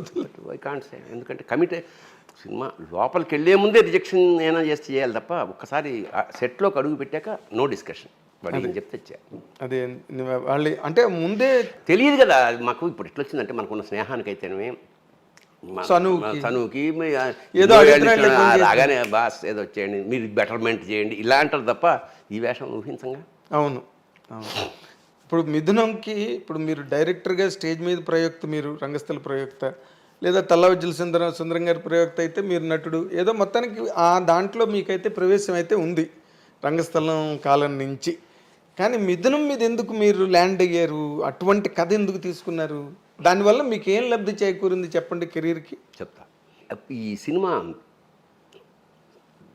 ఎక్స్పెరిమెంట్స్ చేయడం నాటకాల్లో అయితే సినిమాలు నాకు ఇష్టం. మనం అనుకున్నంత మనం పీజీ డిప్లొమా థియేటర్ ఆర్ట్స్ చేసాం, అందులో సరీలజాలు అవన్నీ ఉన్నాయి, ఎక్కడ సినిమాల్లో కనపడవే, సింబాలికంగా చేయడం ఏమేమి ఉండవే ఎంతసేపు అని నాకు ఒక దుగ్ధం ఉండి, మనకు ఎలాగ సినిమాలు ఎవరు ఇవ్వడు కాబట్టి షార్ట్ ఫిల్మ్స్ చేద్దాం మన పురుషం నా ప్రొడక్షన్ అని నేనే వికల్ప అనే సంస్థ పెట్టి మా తమ్ముడు ప్రొడ్యూసర్గా ఫస్ట్ సిరా ఇంక్, అది 1,00,000 అనుకుంటే 3 లక్షలు అయింది. అలా ఉంటుందన్నమాట. అంటే మనం 30 లక్షలు పెడితే 1 కోటి రూపాయలు అయ్యేదన్నమాట. అంతే, మనకు లెక్కలు లేవు. ఆ సినిమా ఇంటర్నేషనల్ అవార్డ్స్ రావడం చాలా ఒక విధంగా first surrealistic cinema in India. Telugu కాదు, ఇండియా. రెండోది నాకు గుర్తుంది, ఎవరో మన నో స్మోకింగ్ అనే ఒక సినిమా ఉంటుంది, అందులో చివరికి ఇలా అంటే వాడికి వేళ్ళు ఉండవు, సంథింగ్ లేదు. చాలా అవార్డ్స్ వచ్చాయి కొత్తగా, చాలా ఆశ్చర్యపోయే ఒక విధమైన ఒక కుదుపు ఇంటర్నేషనల్ అవార్డ్స్ వచ్చాయి. నేను 2008లో ముంబై ఫిలిం ఫెస్టివల్కి వెళ్ళా. నాది ఉంది అందులో short film, best debut director ₹1,00,000, Nandita Das award, పెద్ద పెద్ద మహానుభావులు ఆర్ట్ చోట్ల. అది ఉత్సాహం ఇచ్చేసి నెక్స్ట్ బ్లూ క్రాస్ అని ఒక దానికి ప్రొడ్యూసర్ రాఘవేంద్రరావు గారు, ఆయన బాగుంది, ఆయన ఉదయం ఒక షార్ట్ ఫిల్మ్. మూడోది 1 మినిట్ సినిమా ఒకటి చేశా, ద లాస్ట్ ఫార్మర్. ఆ కథ ఇలా చెప్పగానే వివినాయక్ సెట్ అవునా ఇది చాలా విచిత్రంగా ఉందండి, మీరు రేపు వచ్చి కెమెరాను మొత్తం అని నేను సప్లై చేస్తాను, మీరు తీసేసుకోండి. 1 మినిట్ తర్వాత కీ అని, దానికి Vinayak producer. Okay, 1 minute. Next మన జయలలిత హీరోయిన్, మన జయలలిత ఉందిగా, ఆవిడ కీ అని ఒక షార్ట్ ఫిల్మ్, ఆవిడ ప్రొడ్యూసర్. అందరూ వేరే వేరే ప్రొడ్యూసర్లతోటి ఒక 5-6 అన్ని ఇంటర్నేషనల్ అక్లైమ్డ్ షార్ట్ ఫిల్మ్స్. తృప్తి అలా షార్ట్ ఫిల్మ్స్ పెద్ద సినిమాలు రావు కదా మీ మైండ్ అన్న క్రమంలో ఒక మనిషి నన్ను కలిసి, ఏమన్నా ఎప్పుడన్నా ఒక ₹1 కోటి చిన్న సినిమా బడ్జెట్ ఏమన్నా అంటే చెప్పండి నాకు అన్నాడు. నేను మిథునం ఎప్పుడో చదివా. అసలు ఇది తీస్తే అయితే ఇద్దరే ఆర్టిస్టు, ముగ్గురు ఆర్టిస్టులు యాక్చువల్గా కథలో, ఇంకో చిన్న కుర్రాడు కూడా వాడి పాయింట్ ఆఫ్ వ్యూలో కథ చెప్తారు. వాడిని కూడా తీసేసి ఊరికే సింగిల్ లైన్ ఆర్డర్ వేసుకుని ఇట్లా ఊహించా, ఇలా వేస్తే ఎలా ఉంటుంది, ప్రయోగం చేద్దాం, ఏముంది, కుక్రోకో చేసాం, సిరా ఇద్దరే ఆర్టిస్టులు, నేను Jhansi.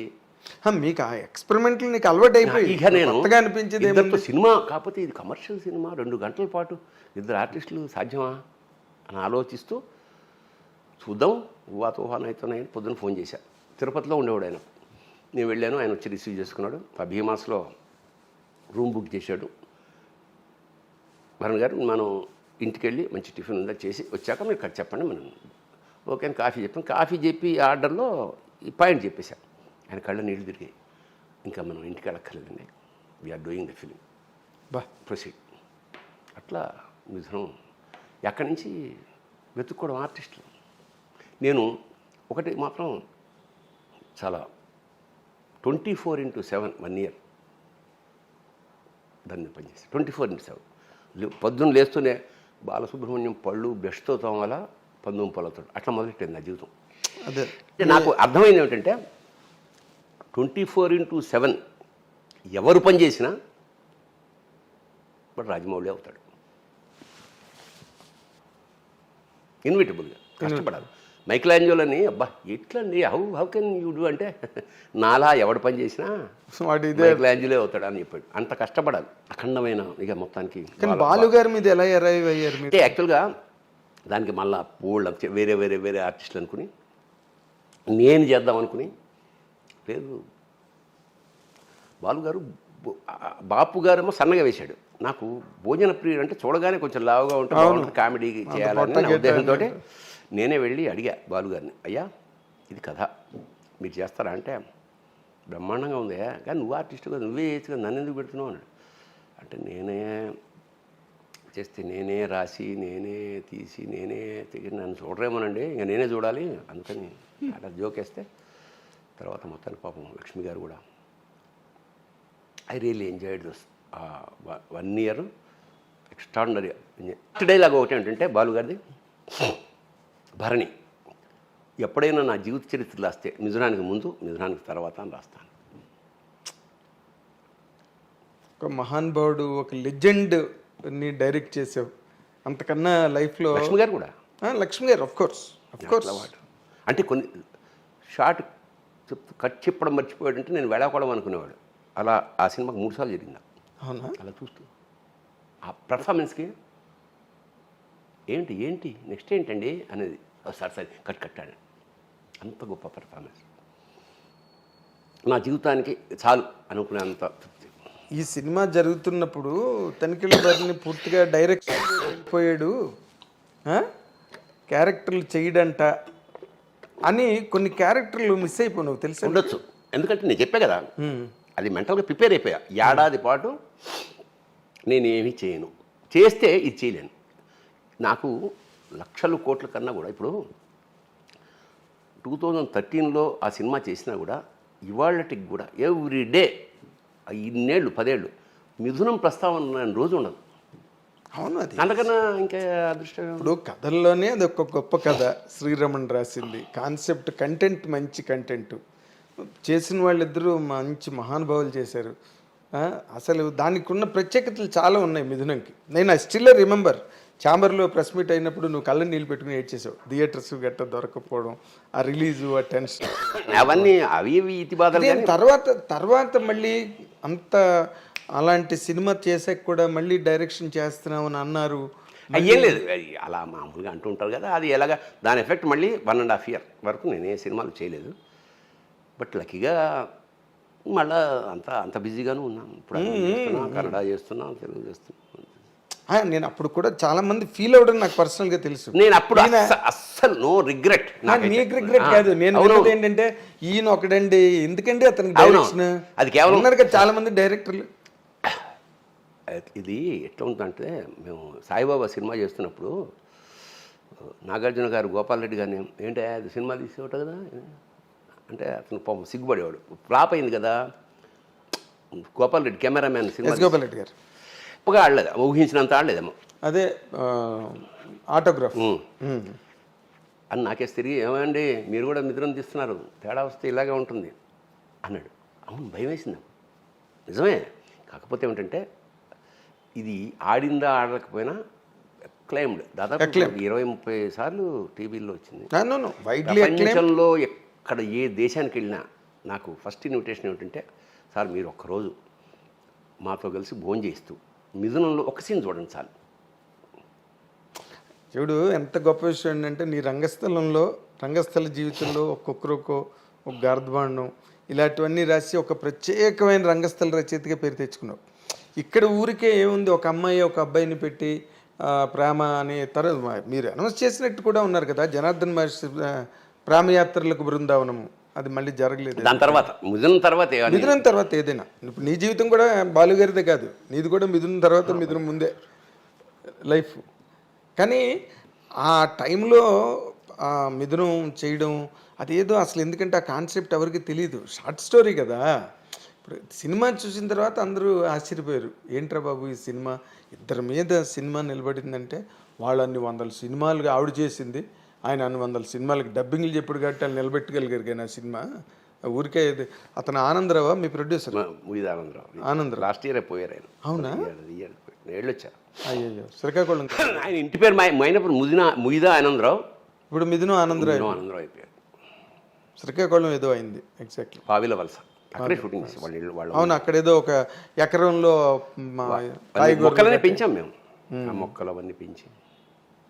It's a great experience. It's a great జీవితంలో 100%. అదొక చంద్రయాన్. అంటే నువ్వు ఏది ఆ చంద్రయాన్ ఇప్పుడు గర్వపడి ఏదో వాళ్ళకి డబ్బులు కక్కుర్తిపడి సినిమా చేసాం, కాంప్రమైజ్ ఏదో. సినిమాకి నేను ₹1 తీసుకోలేదు యాజ్ అ డైరెక్టర్, అందరికి ఇప్పించాను. అంటే నాకు సినిమా ఇవ్వడమే గొప్ప కదా ప్రొడ్యూసర్ అనే ఉద్దేశంతో. అంటే బాగా నేను ఒక మాట అడుగుతాను ఊరికే మన ఆడియన్స్ ఇంట్రెస్ట్ కోసం, నువ్వు ఏడాది పాటు నువ్వు సినిమాలు చేయలే, దాని తర్వాత 1.5 సినిమాలు లేవు, ఈ సినిమాలకు డబ్బులు తీసుకోలేదు, మరి ఎలా బాబు? అదే కదా దాని పేరే పిచ్చి అంటే, దాని పేరు కదా వ్యసనం అంటే అదే కదా, ఇష్టం ప్యాషన్. ఏముందిలే చాలు, దీనికి లిమిట్ ఏముంది? దానికి లిమిట్ ఏదిలే. బట్ అది నాకు ఇచ్చిన కిక్కు, అది ఇచ్చిన తృప్తి 100 కోట్లు సంపాదించిన రాదుగా.